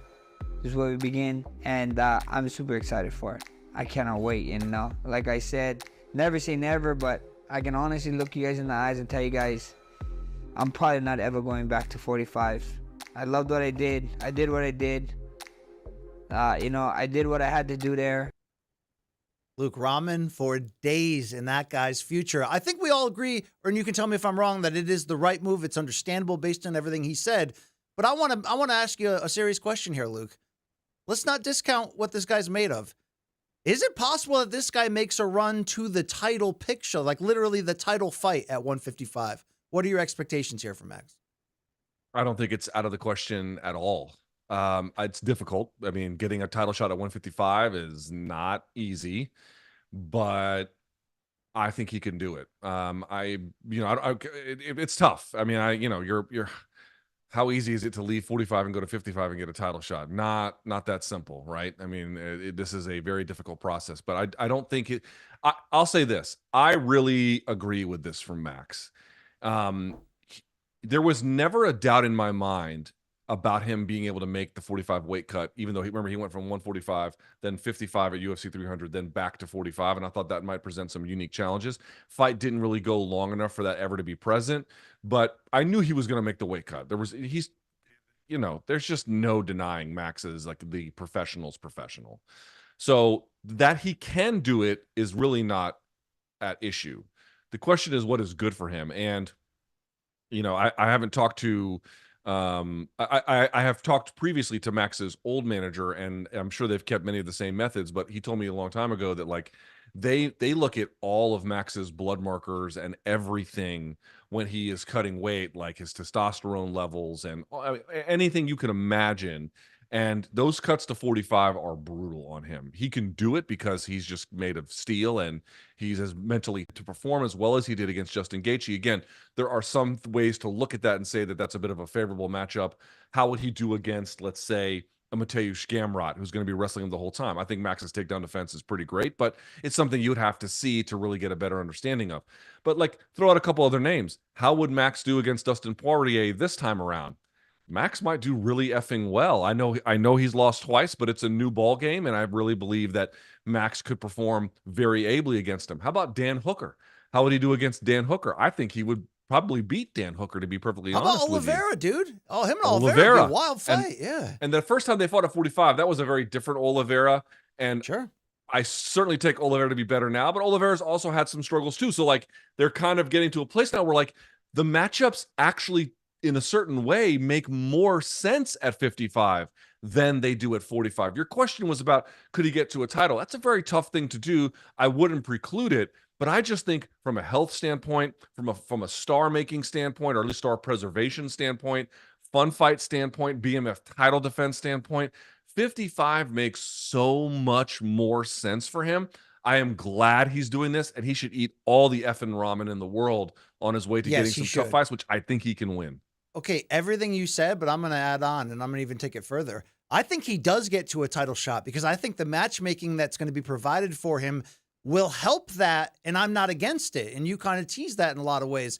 Like, look, what could be the matchups for him? Well, if you're thinking from a pay-per-view sense, and Max without a title is still a pay-per-view star, in my opinion, and a guy you can match up with a lot of people. I mean, what if his next fight was Chandler? You know what I mean? There is a group, like you said, Luke, of the aging core of all action guys, and he already proved that against Gaethje, and I think he could swim with those guys and get big wins. I don't think he's going to have to go through the up-and-comers, the wrestlers, the hammers to get there. I mean, look at recent history. When stars move divisions, they get title shots quickly. Jose Aldo got one at bantamweight coming off of a loss in the division. Kenny Florian on day one moving down got to fight Jose Aldo, typical all-action division at the elite level, like all hammers. You're going to be in a war no matter what. But I think he can survive in a lot of these wars. Luke, he's not going to have to beat the type of guys that we would be nervous against. I think it's going to take 2 wins, but I think it's going to be of the variety of the big-name fighters. and he can get plugged in anytime. And we shouldn't be surprised about this. Yeah, I mean, I'm looking at the top 10 here. I don't think he'll Look have at to start Poirier. Poirier did that. Yeah. He just juggled wins and losses, and he gets title shots off that. So Islam is obviously your champion, and he's got a date with Saryuki, and we'll see when that happens. Oliveira, we've already discussed, is number 2. That's a rematch. You could make that one fun as hell. Justin Gaethje, we've already been down that road. 4 is Poirier. 5, obviously Max Holloway is currently ranked at 5. But if you wanted to go 6, Dan Hooker. Michael Chandler, I don't think is going to be looking for that, although we'll see how he does against Charles Oliveira, so we'll see. And then it's got Dariush Gamrot and Fiziev. You could do those too, but just look at the other ones we just mentioned. All of those are awesome. All of those are competitive. All of those are, you would think, winnable in either direction. You could do BMF title for them or not, depending how the UFC wants to play it. I don't know how that's going to go, but yes, 155 max. I wasn't sure he should go back down and fight Topuria, but it was too tempting not to, because, you know, how many chances are you going to get to be in another title fight? You got to kind of take those when they come. But now he can kind of take, I think, more appropriate fights. All of these are going to be bangers. All of these are going to be on big cards. All of these are going to be in fights where he's not going to be as depleted as he once was. I just feel like at this stage of his career, you asked previously about like, hey, does Moreno need to go to 135? And the conditions didn't quite line up. Here again, they line up. A senior fighter who will get a benefit by going up a weight class. In this case, you know, with Figgy, we didn't know how it's going to go 135. We already have seen Max Holloway 55. And by the way, Holloway, having gone to 55 previously, but, you know, just cut less weight. And then this last time at 300, he went up to like 55 in a real way to like bring his body there. So now he's got like the trial and error part already out of the equation. I just think it makes all the sense in the world. Max is a smart fighter. He's got a smart team around him. This can only be a good thing. It doesn't mean he's going to win all of his fights because it's a tough division, but he's going to win some big ones, and I can't wait to see how he does it. Hey, Luke, I'm overthinking of it. He's probably 1 win away from a title shot. Think about it. You won't hold that Topuria fight against his 155 chances. He's coming off a win that looks great against where Gaethje was standing-wise coming into that fight. You go in there and fight either, just for example, Poirier, Chandler, Connor, Oliveira, and you get 1 win there. You're next for the title. I mean, how would you ascribe his chances, by the way, against Islam? You have to compare him to the top of the division, and that happens to be the best fighter in the world. What would that fight look like? Do you ever think about that, Luke? I don't know. I mean, the thing was, we got very close. When folks may forget this, but Khabib came very close to fighting Max on short notice, and that would have been an interesting test because it would have been somebody. I mean, yeah, Frankie Edgar went after him, but Frankie Edgar, you know, obviously is much more undersized relative to Islam Makhachev. So we never really got a full answer for the takedown defense of Max Holloway. Obviously, Topuria got him down, but really couldn't do anything with it. It's hard to say. I would obviously favor Islam, but I feel like 155 might give us a really awesome answer to like the full limit of Max's wrestling defense. And to see what that answer would look like, I think would be quite telling. But this is what I mean. These matchups to me are so much more interesting than Max Brian Ortega 2, or even Max Josh Emmett. Like, you know what I mean? Do I really want to see? It wouldn't be a bad fight, but him versus Poirier 3. And by the way, just before the show, I believe Poirier retweeted someone suggesting that fight and put, I think, like one last dance or one last ride or final walkout, you know, some kind of way to encapsulate like that could be the last one for him in a really fun, dynamic way. Dude, if that's Dustin Poirier's last fight, a third fight against this version of Max Holloway, holy shit. Yes. That might up. win whatever award is out there for like the fight featuring the 2 most beloved fighters possible at that moment. It's like 2 extreme babyface American heroes, like living legends against one another. That'd be a huge pay-per-view main event. I'd be all in on that. Luke, quickly in the welterweight division, the last card of the year for UFC, which comes December 14th, the Fight Night card in Tampa, has a very good-ass main event here at welterweight. Ian Garry going to take on new Manza Joaquin Buckley. So, Luke, if this goes down like it looks like they're on their way to doing that, does the winner become the number 1 contender for or next in line behind Shavkat Rakhmonov, who's hoping to get his date with Bilal Muhammad not rescheduled. Looks like he could stay on that card at 310 and maybe fight for an interim title. Either way, this fight could have big-time performance. Does it produce the next title challenger? So I don't know if it produces the next title challenger, except to say the following. I think if Garry goes in there and looks really impressive, it probably does. If Garry goes in there and kind of ekes out a win, I don't think it does. And if Buckley goes in there, and even if Buckley looks impressive, I don't think that it does. So I think it only has title implications if Garry goes in there and really, really impresses. It could. And here's why. You've got Usman sitting at 2, which is incomprehensible. By the way, how the fuck is Colby Covington sitting at 6? I mean, you just have to be kidding So they me. can justify keeping him in a pay-per-view if they need to. I You mean, know, like a lot of Dana White's complaints about the way the rankings work aren't very good arguments, but like his general displeasure, I share quite candidly. You look at something like this, like Colby Covington sitting at 6 when he's like 1-2 in his last 3, and he's performed, you know, barely at all in the last 3 years. It's just mind-blowing how he could be up there. But okay, putting that aside, you've got Rakhmonov at 3. He's going to be next, depending on how things go. Leon's kind of sitting at 1 because, again, apparently he's the number 1 contender, even though he lost a decisive fight to Bilal Muhammad. The rankings are so fucking stupid. It blows my mind. But here's the problem. You've got Jack Della Maddalena sitting at 4, Sean Brady sitting at 5. The 2 guys in question, Garry and Buckley, sit respectively at 6 and 8. There are a couple of different guys ahead, right? So, for example, if Garry was fighting Sean Brady and he went out there and, like, let's say, smashed Brady, which I don't think is likely, but let's say he did, I could really see a title shot for him. And again, if he beats Buckley, a guy sitting at number 9, I said it was 8. It's actually 9. He's sitting 7 and 9. You know, it's not enough to leapfrog Jack Della Maddalena to me. It's not. He had that win over Gilbert Burns. If he stopped Ian Garry with something powerful and awesome, Buckley, like, yeah, he would leapfrog Brady and Jack Della Maddalena to you. I don't think that he would. For me, I'd keep him in the conversation. All right, he's in really that conversation. Okay. I feel like Gary's poised to be a star. Like, they're setting this guy up to potentially make a run here. Okay, but that's just it. That's why I sort of started the way I did. If Garry goes in there, who's got like what's Gary's title shot case? It's meritocracy plus potential burgeoning star, right? And again, that Irish market, which the UFC hasn't been back to since like I don't know how long at this point. Like I think I said that I read the last time that a Irish guy headlined a card in Ireland in the UFC was Paddy Houlihan in 2015. I mean, it's been almost 10 years. I think they were there in 2018. Was that the last time they were in Ireland? But did an Irish guy headline it? I don't remember. Right? You know what I mean? Long Island Luke, you got that? I'll look into it. Yeah. That's the point I'm trying to make. It's been a while. And like they just put this fight in Tampa. And I saw some Irish people being like upset about it. I'm like, well, dude, this is how the UFC makes cards. Like they got roster slots to fill, and they just plug people in as best they can. Shut up. It's not Magni practice. Shut up already. This is great, you know? But the point I'm trying to make is I just feel like what Brady and Della Maddalena have done in beating Gilbert Burns is such a better win than anything that either Buckley or Garry have put together. That One thing, I'm not saying it couldn't. I'm not saying it couldn't happen, BC. It could, but I would. It needs to be really good for them to get. The one thing I'm saying is Buckley has been fighting for his own future, in my opinion. He's been taken to the microphone outside of that Conor call out, but that was also him trying to become part of the conversation, and it certainly made him. But Luke, when you ask for big opportunities aggressively at the UFC and then they put you in tough spots, but you come through and get the wins, and obviously we're positing a scenario here where he would not only defeat Garry, but let's say finish him, and let's say it was like, holy shit.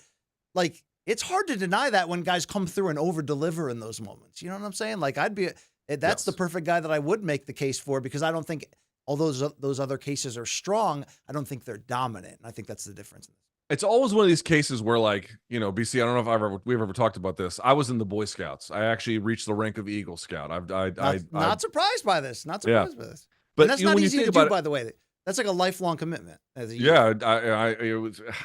was not easy. I certainly agree. You know, it wasn't great for my getting laid prospects, but those eventually turned when I gave all that up. Yeah. Point I want to make was, it's all about like starting a fire. Do you have enough of the conditions to get a raging fire going? And it can be, do you have enough of the same, you know, making the metaphor a little bit tortuous here, but what are the weather conditions? Do you have enough kindling? Do you have all the different ingredients you might need to get one going? I could see a scenario where enough come together to build a raging inferno in the case for Ian Garry. But for me personally, it would take a lot. It would take a lot. Doable? Unlikely. All right, I'll accept that. Luke, let's keep the show moving here. Let's move on to topic number 4, and we're getting really close here, less than 2 weeks out. So let's set the table for UFC at MSG 309, and finally, the heavyweight championship, the real one, will be defended when Jon Jones takes on Stipe Miocic a year after it was already probably a few years too late. But it will match the maybe most successful heavyweight in UFC history, Stipe, against the greatest fighter of all time and a guy who we still know very little about at this division, even though he's the heavyweight champion. So, Luke, Jones versus Stipe is what it is. It's something. There's history on the line. There's potential for something here. Let's say this is fun and exciting here. Does that mean putting Tom Aspinall on timeout? Wait, did you write English right here, Luke? Did I read this incorrectly? What are you trying to say here? What am I trying to ask you here? Let's say Jones and Stipe is great. Does that justify having to wait this long? And That's it. Tom Aspinall in a penalty box just sitting there with the interim title. So here's a scenario that I haven't seen discussed a lot. A lot of the conversation has been about, hey, it's been unfair to Tom Aspinall. He's had to literally defend his interim title while these two relics are sitting here just making us play this waiting game. And the presumption, BC, is that Jon Jones is going to go in there to do something to Stipe that is, probably not too dissimilar from what he did to Cyril Gane, right? But I was thinking about this over the weekend, which is, well, okay, but let's see if something else happens. What if Stipe, who, I think he did one interview with Jake Paul recently and hasn't done anything else. I'm sure he'll do more as time goes on, but, has been very, very quiet, basically, almost hidden from public eyes. He's just living his life. What if he goes in there and, first of all, what if he beats Jon? I mean, that seems to me unlikely, but again, we have to consider all possibilities here. Or something else, which is more likely than that, which is Jon wins, but it's actually a great fight. It's a fun fight between two old dogs who get out there, and it's spirited. Jon wins, he gets the job done, but it's a blood and guts affair, and people are like, hey, well, maybe, why were we so hard on these two guys? They turned in an awesome performance. Maybe Tom deserved to wait. Maybe the UFC was right this whole time. The question is, if the fight is actually exciting and good, whatever that might mean to you, will that erase some of the, what do you want to say, displeasure with how this division has gone? And I actually think that it will, if it goes that direction. If it ends up being that Stipe goes in there and wildly overperforms expectations. Because, dude, we're talking about Stipe. Again, you saw that video of him walking out that one time, and he's walking like Cornelius from Planet of the Apes. Like, he looks barely mobile. But if Stipe goes out there and this whole time he's working in silence, he's not showing anything that's going on. You haven't heard from any of his sparring partners. His coaches aren't doing any interviews. Like, none of his team is on social doing any of this bullshit. And he goes out there and really gives Jon the fight of his life. And Jon has to really raise his game and dig deep, a la something what you got between Jones and Gustafsson. I think people will look on this potentially quite favorably, and they'll be like, yeah, maybe Tom deserved to actually sit his ass down, and we had to get this whole thing done. It could completely transform the narrative that is going into this is two old guys engaging in a complete waste of our time. I actually do believe that is possible. I think it's a very astute take that you just made. And I also think part of that is that we've dumbed down our expectations so much for this based on being forced to wait so long, an additional year. Again, I used to make the argument last November that, like, hey, everybody, it's still two legends and we don't know what's going to happen. It's great. I mean, we're a year later, but for you to kind of make that backdoor argument now, I think you're correct, mostly because history has taught us that it's true. We value the currency the most of an exciting fight that just reminds us of why we love this sport. And I think with these two legends and their respective histories, it could really, not change completely, but add a significant chapter onto both of their end of their careers based on the result, especially if this is some exciting fight. That's what we want as fans. History will not tell the story, if that happens, of what we actually lived through. How do I know that? The best example is what I think is the best boxing rivalry of my fandom and time as a journalist and all of that of my lifetime. And that's Pacquiao versus Marquez. We got 4 fights. But even though the 4th fight is by far my favorite, probably my 3rd favorite fight of all time, and in my opinion, still the best boxing match the sport has produced since Corrales-Castillo won in 2005, I was also there as a journalist and fan and can tell you that we were like, this is so gratuitous of Top Rank. We don't need another Marquez versus Pacquiao fight. Like, yeah, it will probably be good and yeah, whatever, but they're old and it's going to end the same way every time. That's going to be a close, really good fight, but half the crowd will think that Marquez finally got his moment and instead Pacquiao will get, some close decision that he may or may not have deserved. Especially their age and what they've been through. We were just sort of like, man, the third fight, while very good, produced a result that fans hated. So the taste in everyone's mouth ahead of that fight was F that fight. It really was. I was there. And then that fight turned out to be one of the greatest things that ever happened to so many of our fandoms. So we're asking a lot of, though, Jones Stipe to live up to something like that. But I don't think, Luke, it necessarily has to be Pacquiao Marquez 4 and be this all-time great fight. But as long as it's fun and we learn something here and it's not just old Stipe succumbing in ways that we're just like, come on. We still don't know anything about Jon at heavyweight.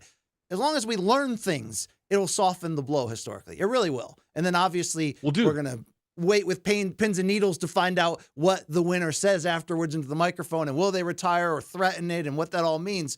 But dude, if the fight's really good, you're right. We're not going to be telling this long, arduous story again. We need to wrap our head around what it might mean for Stipe to win. For example, like Jon's takedown ability early to middle parts of his career was, let me just tell you, having lived through it, it was unstoppable. It was a foregone conclusion he was going to take his opponent down. And that got harder and harder and harder as time went on, but he still was able to do it for the most part. But then I go back to fights like the Dominic Reyes fight, BC, where he does have 2 of 9 takedowns attempted. He secured 2, but the 2 he got barely mattered at all. Like he couldn't do hardly anything with it. I think 1 in the 5th, looking at the notes here, and then 1 in the 4th. The only 2 rounds that I thought he actually won that fight. I thought he lost the first 3 rounds in that contest. And then, Cyril Gane couldn't do shit, but Cyril Gane's not really much of a wrestler to begin with. Stipe is. Can you imagine what's, first of all, is going to happen if Stipe just stuffs all of his takedowns? Like, win. Can you imagine the fucking in-your-face, including to people like you and me, the in-your-face victory tour that Stipe is going to take and how that is going to completely transform how this fight was viewed? And also, like, what happened to him. By the way, it's going to make Francis look good because Francis ran over Stipe in their rematch. I mean, make no mistake about it. That fight wasn't close for a second. It'll transform how I think Francis will look to a degree. It's going to, destroy Jon's legacy to, not completely, obviously, because his light heavyweight resume is about as unimpeachable as it could ever be. But, what he became and what this all meant, it will destroy that. But the dunking, oh my God. The dunking that Stipe is going to enjoy, dude, if he manages to get a win, is going to be biblical. If I was his roommates, bunkmates up there in the fire department in suburban Ohio where he works, I would instantly make a, Instagram account and just start dunking on every media member and every fan and just making memes constantly. We're gonna have to eat shit if he does that. In part because BC, like, you mentioned this. I don't know if people know what happened in Pacquiao Marquez 4. That is one of the most devastating knockouts I've ever seen. Very few times have I ever watched a fight and thought, I think this fucking guy might be dead.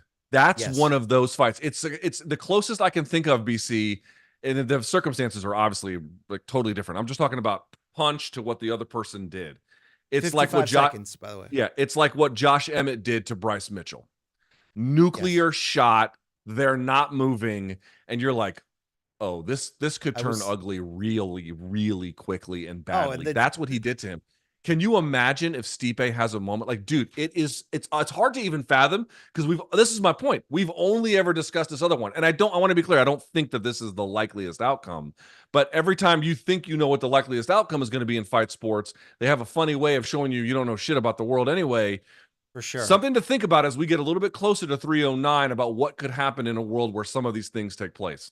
And by the way, the 55-second reference I made was that's how long Pacquiao was out cold until the smelling salts revived him while they were zooming in on his wife in tears in Bob Arum's arms on the ring apron. Like, that was some hairy all-time shit right here. That's why that rivalry is so insane. But, Luke Thomas, I got to ask you, what is a worst-case scenario for the UFC? Scenario number 1 is Stipe knocks out Jon Jones cold and then calls out Francis in the post-fight interview and says, let's do the trilogy. Let's find out who the greatest heavyweight is of all time. Or option number 2, Stipe falls out with an injury during fight week and Jon refuses to fight anyone else. What is the worst case scenario here? I think it's a little different than that one. I think you were kind of close with the first one. Stipe, let's say, knocks out Jon Jones and then just straight up retires. And so now you've got no real champion. You made Tom Aspinall sit out all this time for basically nothing at that point. And Jon Jones's legacy is, again, not entirely. I want to be fair, obviously. His light heavyweight resume is insane. But the thing he was trying to do, which was be the Mayweather of MMA, 50-0 or whatever, that's ruined. And he can't get it back because Stipe doesn't want to fight anymore. He's going to Habib exit like, I'm done. Like, this is not going to be doable. Yeah, that would be worst case scenario. And because now Francis looks amazing. Jon looks terrible. Stipe's gone. And Tom is sitting there being like, well, who the fuck am I supposed to fight now? Yeah. Even if you beat Jon, the fucking 42-year-old just beat him in that circumstance. Like, that would be horrible for them. If we're going to say worst, we got to say best. Best case scenario is that Jones looks like Mayweather in picking apart Stipe and then dominantly finishes him, picks up the mic, says, Tom Aspinall, get your ass up, get ready. Hey, Dana, fucking pay me. And then maybe says, Francis, I might also be seeing you. That's like the most extreme best case scenario for everyone, right? If something like that best case scenario is it's a good fight that Jon ultimately looks awesome in the end of, finishes him, and then calls out Tom Aspinall. And if you get that, then, you're just cooking with absolute You don't even need the Francis call out. If you get it, you don't need Francis. Just if you get the Aspinall call out from Jones, everyone is erect from here to Hanover, Ohio. Yes. I wouldn't go so far as to say you don't need Francis, but if Jon wins impressively and then calls out Tom Aspinall, you have everything that you basically need at that point. There's nothing you're really, you're missing the Francis thing is big, but. Yeah, but we can get there. Let's get one at a time. Yeah. Jon Jones versus, or even if Stipe sticks around, which, by the way, I don't know if he will, but even if he does, Jon winning, because he's the bigger star, fighting this up-and-coming guy after just beating the brakes off of Stipe in that theoretical world, that would be absolute printing money situation for the UFC. Wow. Quickly here, we have a video of Brandon Gibson talking about Jon Jones's ability here at heavyweight as we enter 309. He is getting stronger, faster, more skilled at heavyweight. Early on to make that jump from light heavyweight to get up to heavyweight was putting on a lot of size, a lot of mass. And now his body's gotten very accustomed to that size. You saw his recent photo, how lean he's getting for heavyweight. And then we've just assembled this like super team of training partners and coaches. So, Jon's the greatest student in the game as well. So he's always learning. And I think he's already the most dangerous heavyweight there is. And now you add in this plethora of new tools. Oh, it's just terrifying. He would be a nightmare to coach against because there's no path to victory against Jon Jones. Damn. Look, that's a scary proposition. If Jones has just been working on his craft and, making himself an even better submission grappler and all that, we've always wanted to see Jon at heavyweight for this reason. He's the best of all time. And with certain physical advantages that he automatically would have in this weight class, I want to see it. That's why I wish that Gon fight gave us more stand-up time to actually try to figure out who Jon is here at heavyweight. Yeah. I don't know if first of all, Brandon Gibson's a fantastic coach. I don't know if what he's saying is ultimately true, but I tend to take him at his word that Jon has put together a lot of different skills. I'm reading this quote from Stipe Miocic, which is amazing. He told MMA Fighting, talking about the UFC booking him to fight Jones instead of Jones versus Aspinall.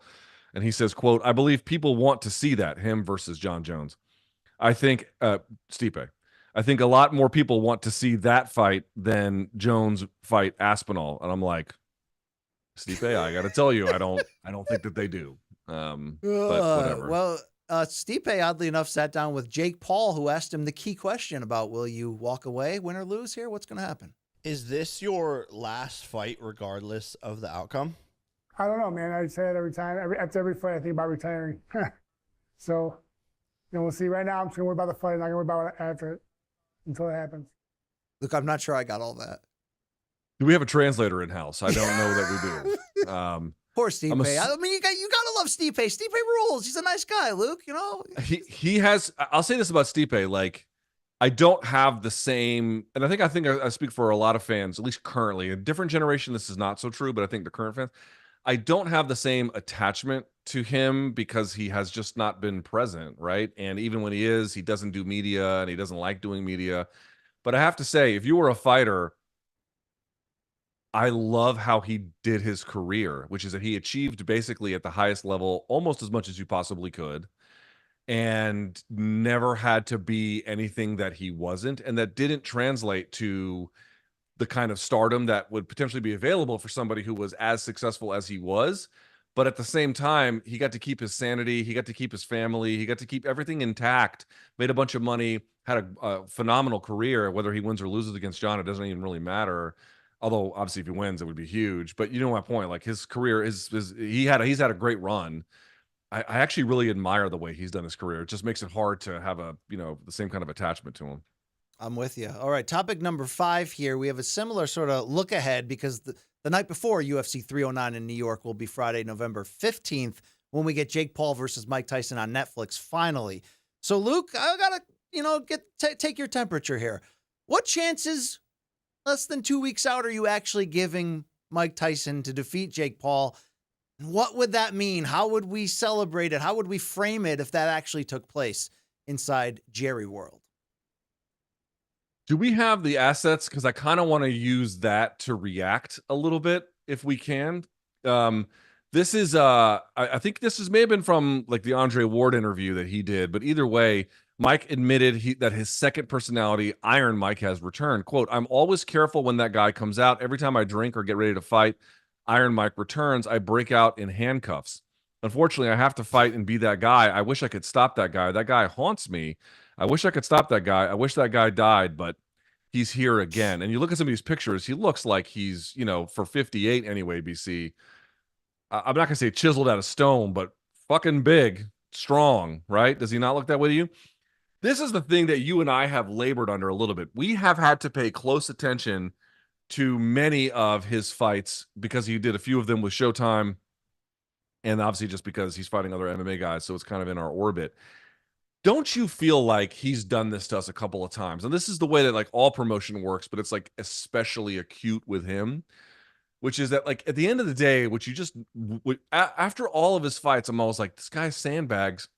It's all he does. He's the king of sandbagging, but he's very good, or at least he was for a while, very good at making you think, okay, he sucks enough that he can't be sandbagging, right?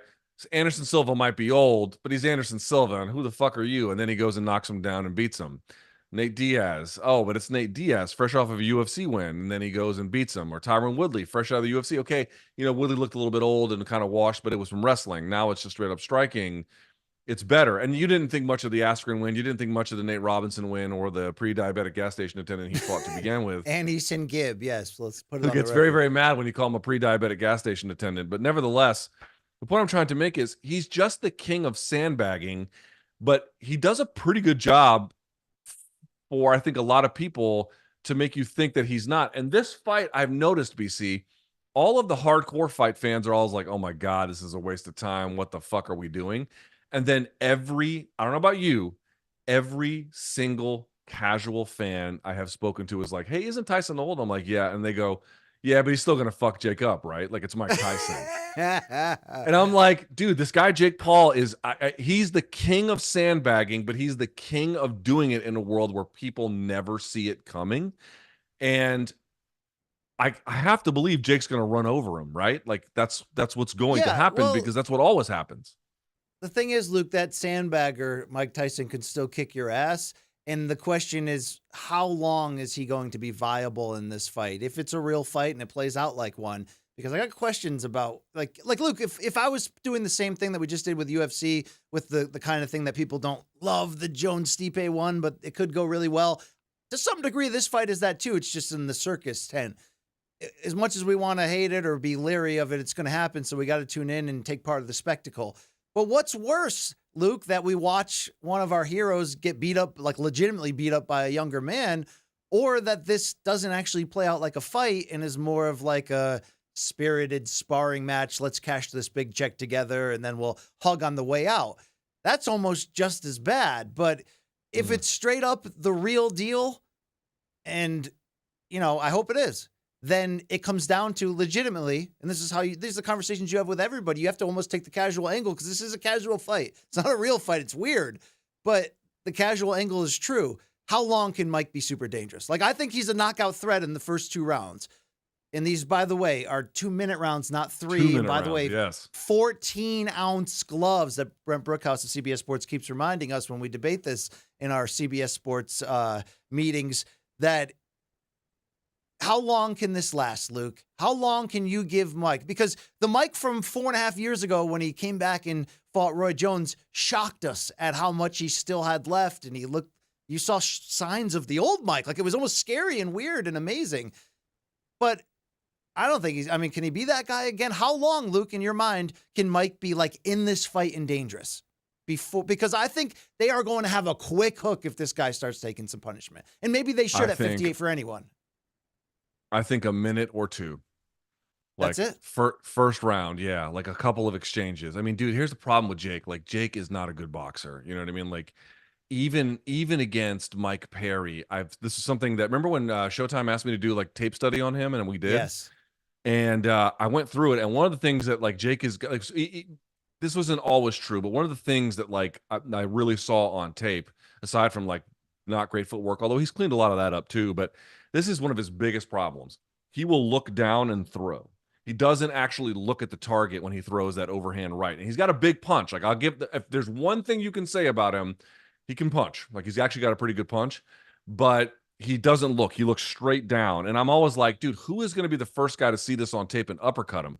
But then he never fights anybody who can like do that to him. So it's never a liability that ends up costing him. Because I'm always like, guys, if I can see this on tape, you have to imagine anybody who's halfway decent can see it on tape. I think Mike could take advantage of something like that. Mike's got that. I mean, I don't know if he's got the peekaboo style anymore, but he probably still can punch a little bit, you know? But remember, people are like, oh, he looks pretty good against Roy Jones. Dude, that was 4 years ago. 4 years ago. 4 years in your 50s is like dog years. I mean, you're aging quickly. So I still think Mike can probably punch and probably catch him. But if there's anything I've learned with Jake, it is that he finds a way to make you think he sucks enough to lose even to an old guy. And then he goes and batters the old guy. If Mike Tyson wins, it will be one of the greatest moments, I think, in a lot of people's fandom in quite some time. It would be, I mean, yeah, I know that Jake lost to Tommy Fury, but that doesn't quite feel the same. And plus it was kind of close and whatever. Didn't he knock Tommy Fury down too, I think? Something like that? Final round, yeah. yes.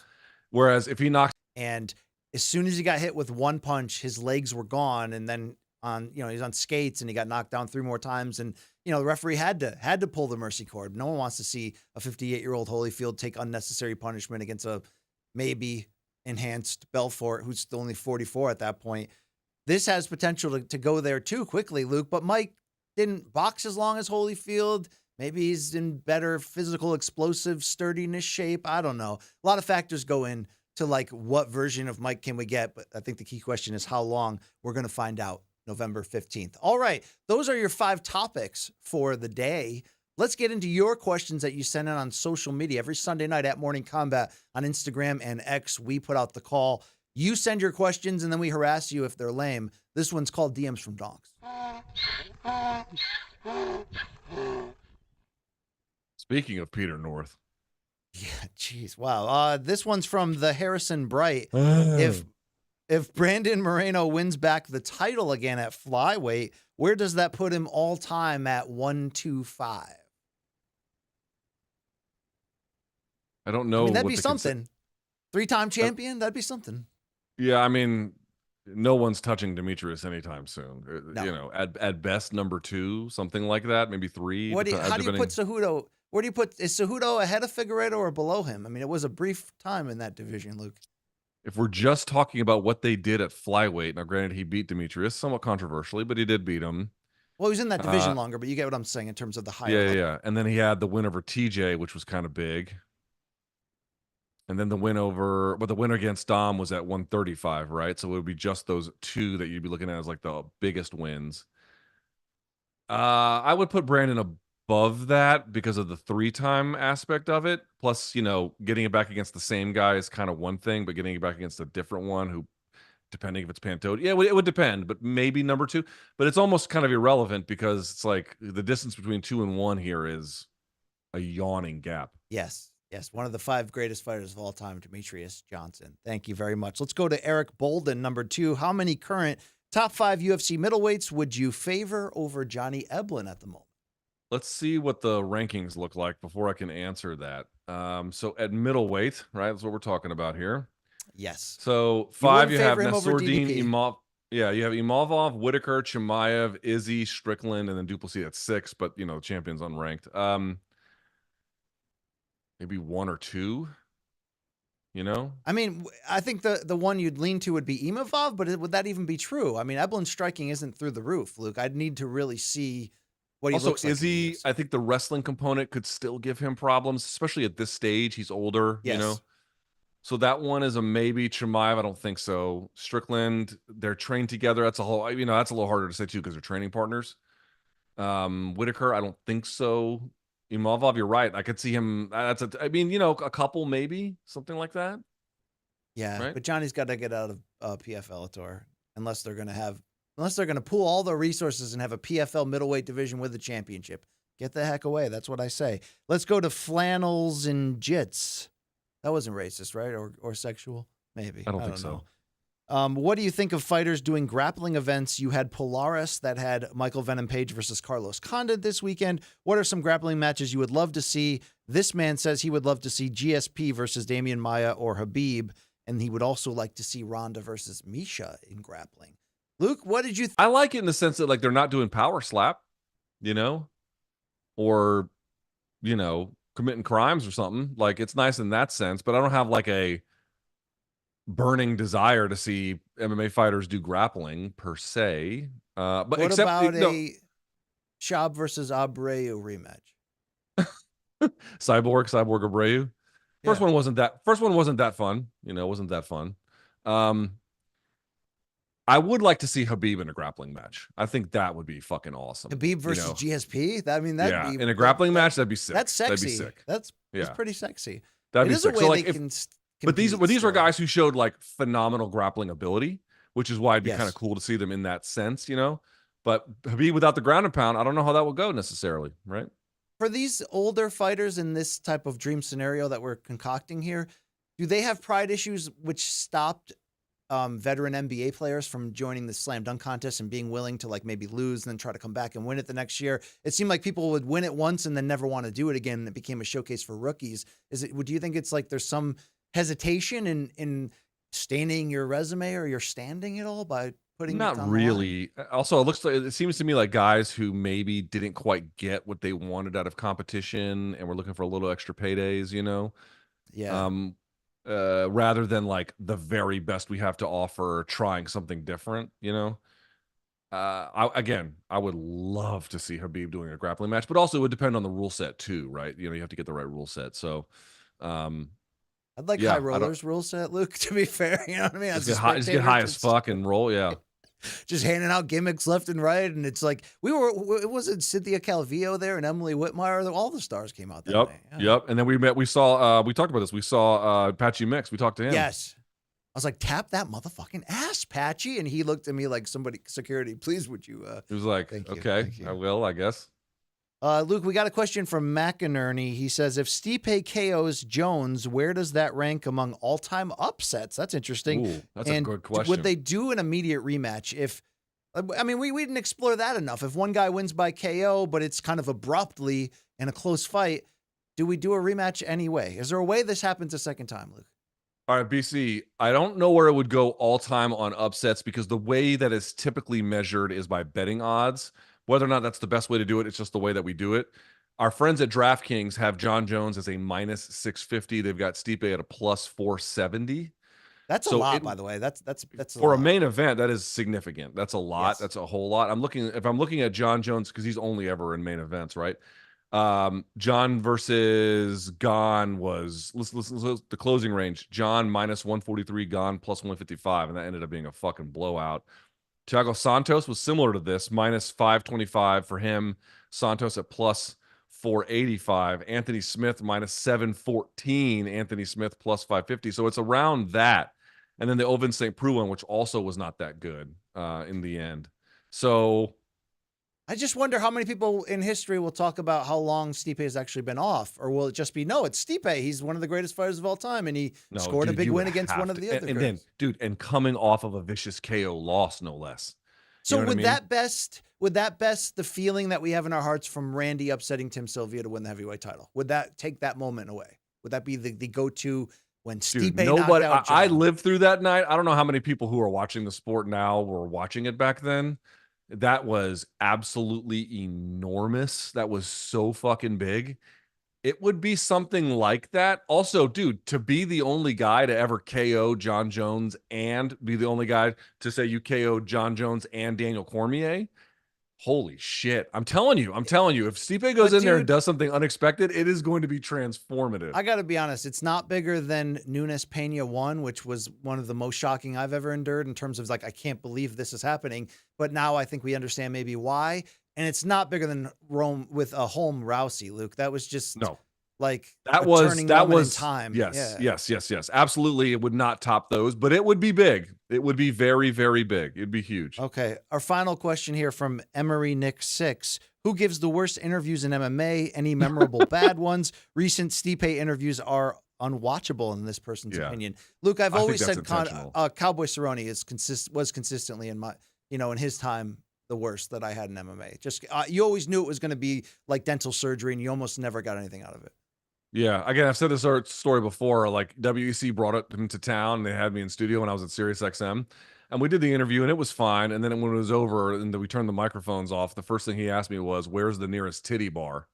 That was a fun time. But Stipe's in that category, by the way, and it's not like he just doesn't really care and just answers with 3-word answers.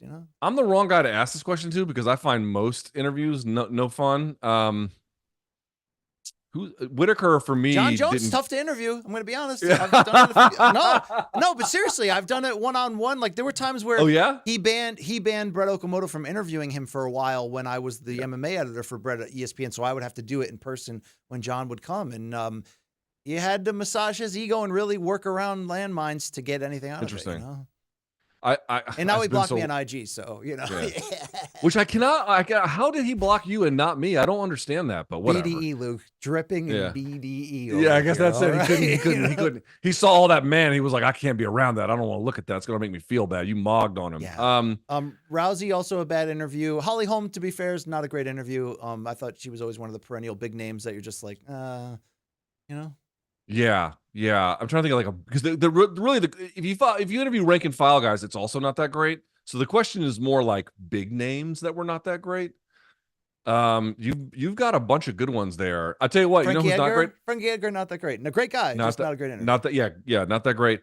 Recently, this is about boxing, but Jaron Ennis, I love Jaron Ennis. He's like a dynamite fighter to watch, and we've interacted like privately in person, and he's a totally cool guy. Not a great interview, like a really bad interview. Who's like the worst interview in boxing? And then this is hard because you got a lot of language barrier types. I don't mean that. I mean like native speaker. It's tough.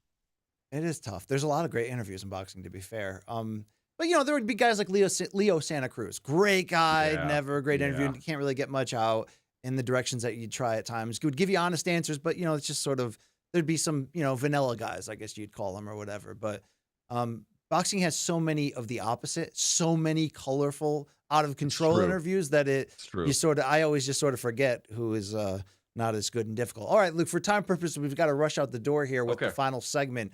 And that's where I scoured the globe on Sunday for the highs, the low, the good, the bad, the ugly, and in between on the social media there in the world of combat sports and beyond. Basically, they're weird videos. This one's called Have You Seen This Shit?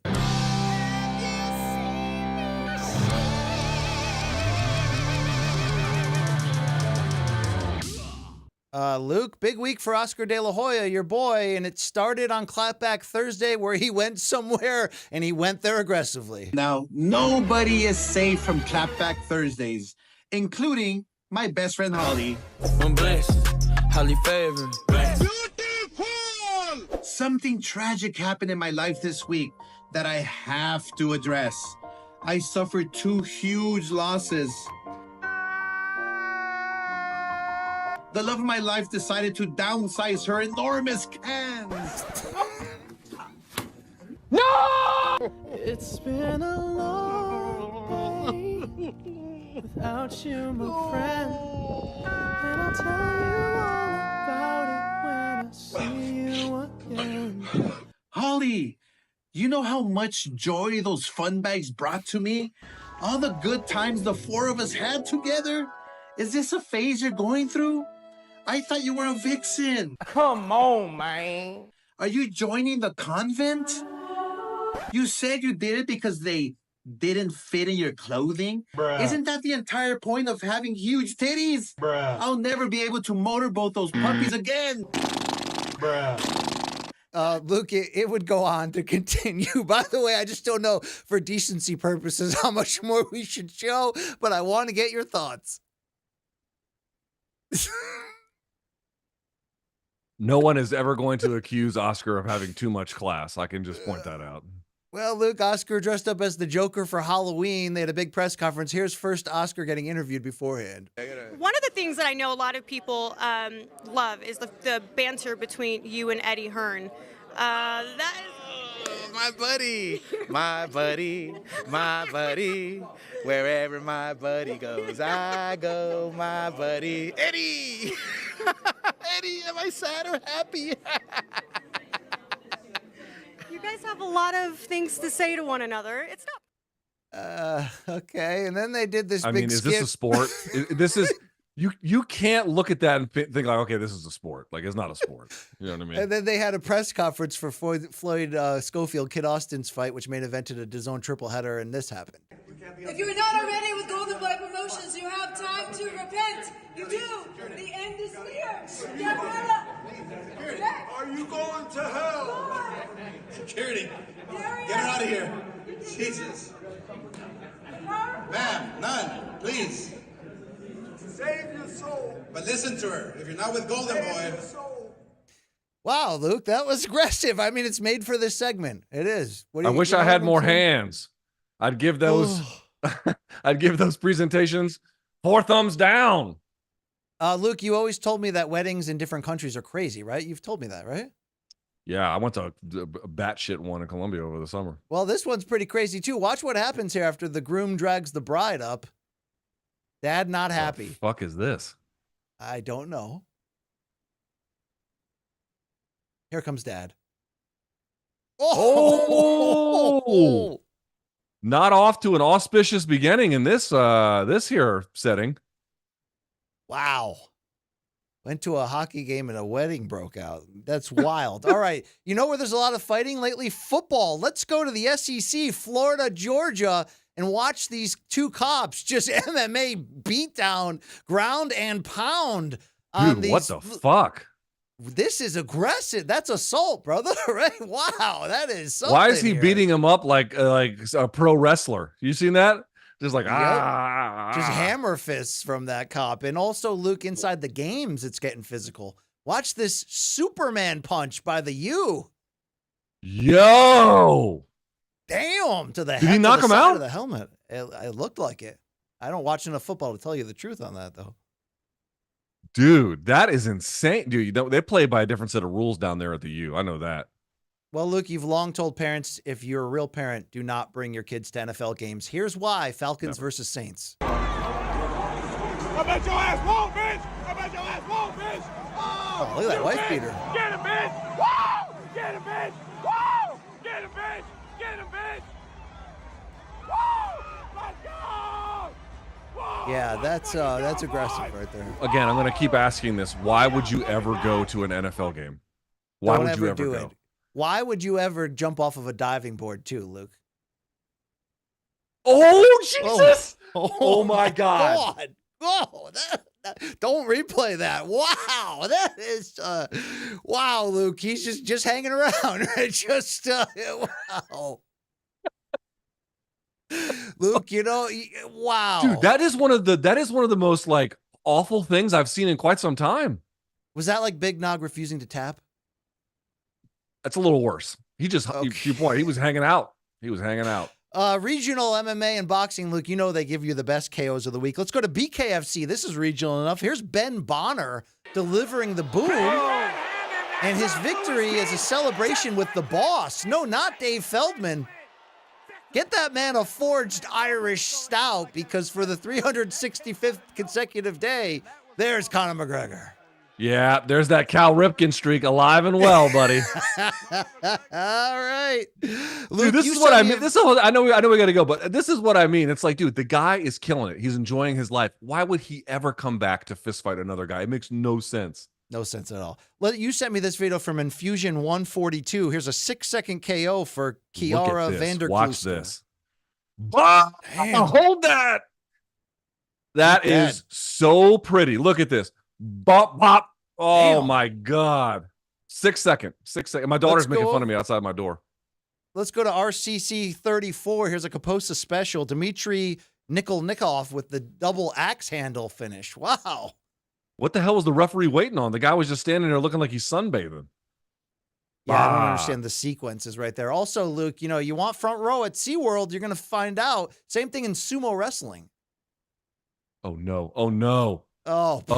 Oh. Yokozuna from the top rope, Luke. Where's Lex Luger on the aircraft carrier when we need him? Oh, boy. Bro, and these guys are like 400-plus pounds, too, man. These are big dudes. These athletes. Luke, they need weight limits at playscapes these days. I don't know if you brought your daughter to this Chuck E. Cheese, but this happened. Oh, no. Oh, no. Oh, no. Oh, no. Yeah. Is he going to go through the whole thing? Yeah, he did. Okay. Hey, you know what? The system worked. The system worked. It held him up there a little bit. I thought we were getting Building 7 flashbacks, Luke. That was interesting here. Let's go to your license plate of the week. Look at this license plate. Why would they do this? It's ridiculous. It say suck 33 dick. Succeed indeed. Yes. All right. It's Family Feud time. Tell me a part of the body that begins with the letter T. Titties.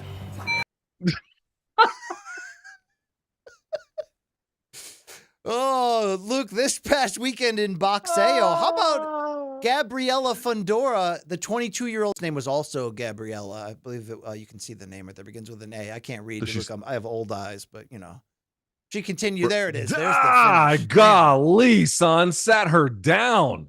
So the Fundora family, Luke, are they can box. They're the first simultaneous brother-sister world champions in boxing history.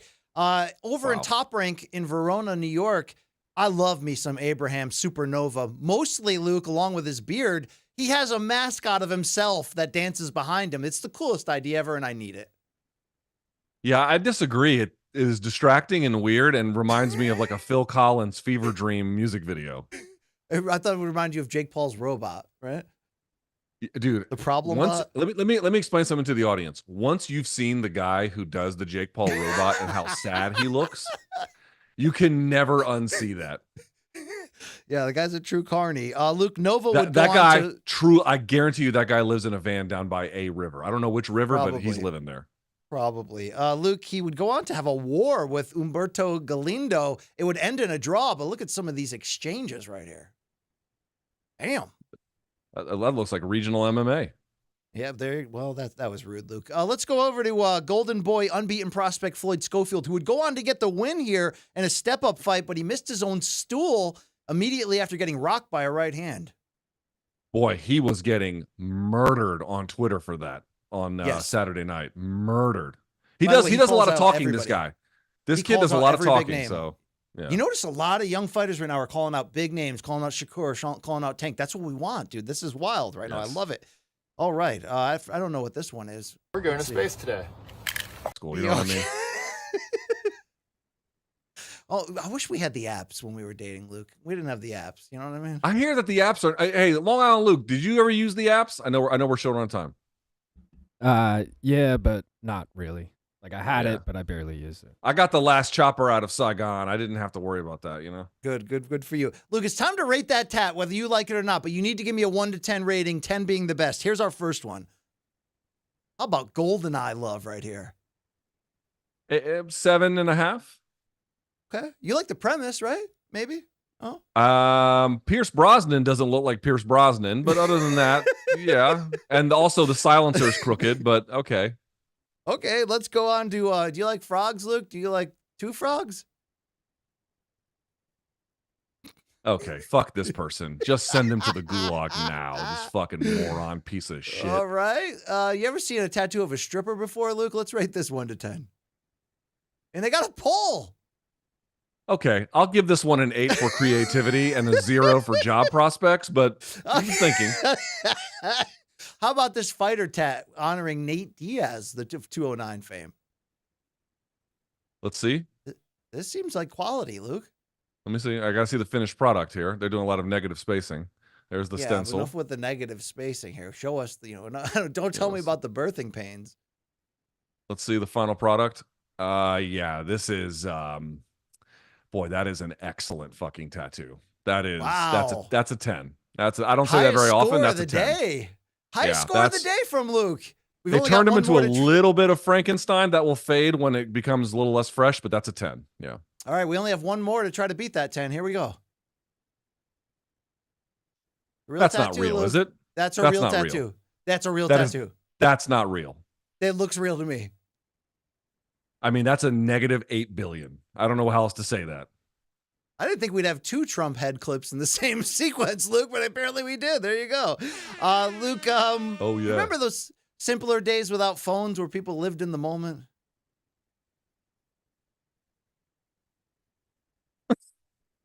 Okay. Moving on. Luke, it's time for my favorite part of this segment, MMA Fighters in the Wild. Hey, Grant Dawson's got a joke for you. Holy shit, is that Bo Nickel? Oh, no. It's Bo Dime. Oh. Well, Luke, we can leave the comedy to the professional comedians.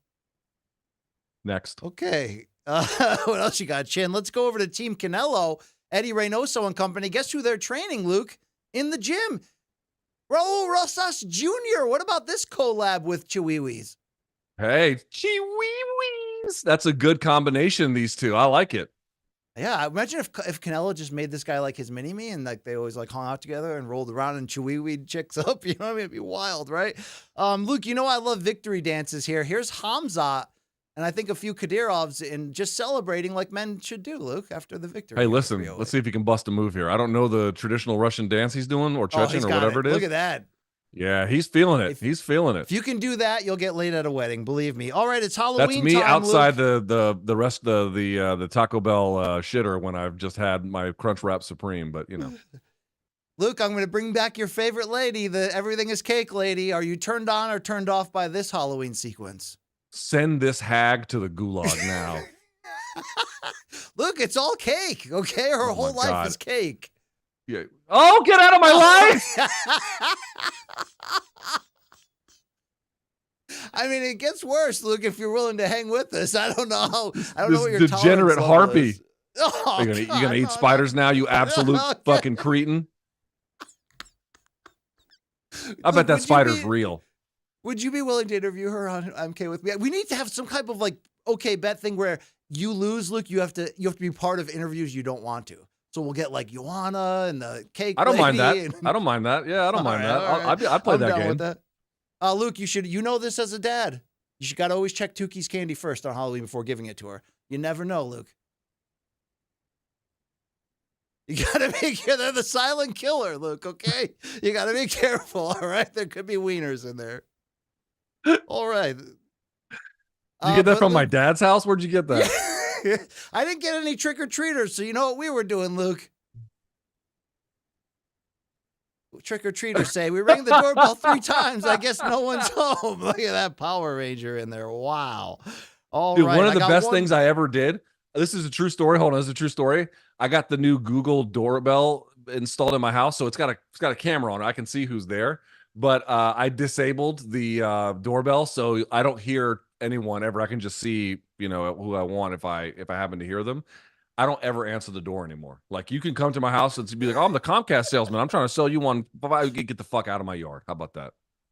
Says the guy who also lifts weights in his front yard. So, Luke, That's it's always the dichotomy. It's always, there you go. I got one more for you, Luke. You can get anything delivered now. It's true. I've got an order for a fart from Jack Valkyries. Yep, that one's mine, mate. Oh. It's right here. Yeah. Have a good day. Right on time. And I'm being serious when I say this. I'm being serious when I say this. Where is a drive-by shooter when you need one? Oh, come on. Where is the drive-by shooter when you need There's some one? Aussie humor in Osita. You got to get down with that, right? Those It was all right. Those It was mates down there. All right, that's all the shit I got for the week. I thought you enjoyed it. I gotta say that was a pretty good one. That was a pretty good one. That's an A- for me. Would you also agree before we close here that for as weird as this year's been for us, and we're fighting for a great future, that we're on fire right now? We're putting our money where our mouth is. All right, this almost feels like MK of old. Almost. I don't know if I share necessarily every element of your enthusiasm, but I'd like to add the Showtime budget to that. You know what I mean? Those were the days, right? just a little bit missing. But Hey, you we're know what? I building, love though. doing the show We're with you. building. I'm sorry I could not be there today, but what are you gonna do? That's all right. I'll walk through the piss up the subway steps solo. Okay, there you go. Hey, you Thank can't get into the Amtrak Lounge today. Sorry about that, my friend. I know. I got to be a peasant, but I'm building points quickly. Shout out to Long Island Luke and our great team here. Thank you so much. That's Luke Thomas. This is your boy BC. Follow us real quick. Like, subscribe, follow, all that stuff, and also we got merch for you. MorningKombat.store. You can get 10% off with Live 10. Do it. Just do it already. We're big fans of you guys. We'll be back Friday, 11 a.m. Eastern time to set the stage for the weekend. Luke? morningkombat@gmail.com. morningkombat@gmail.com. Email us with anything show related, dead wrongs, fan subs, anything. There you go. Yes, hit us where it counts, right between the legs. That's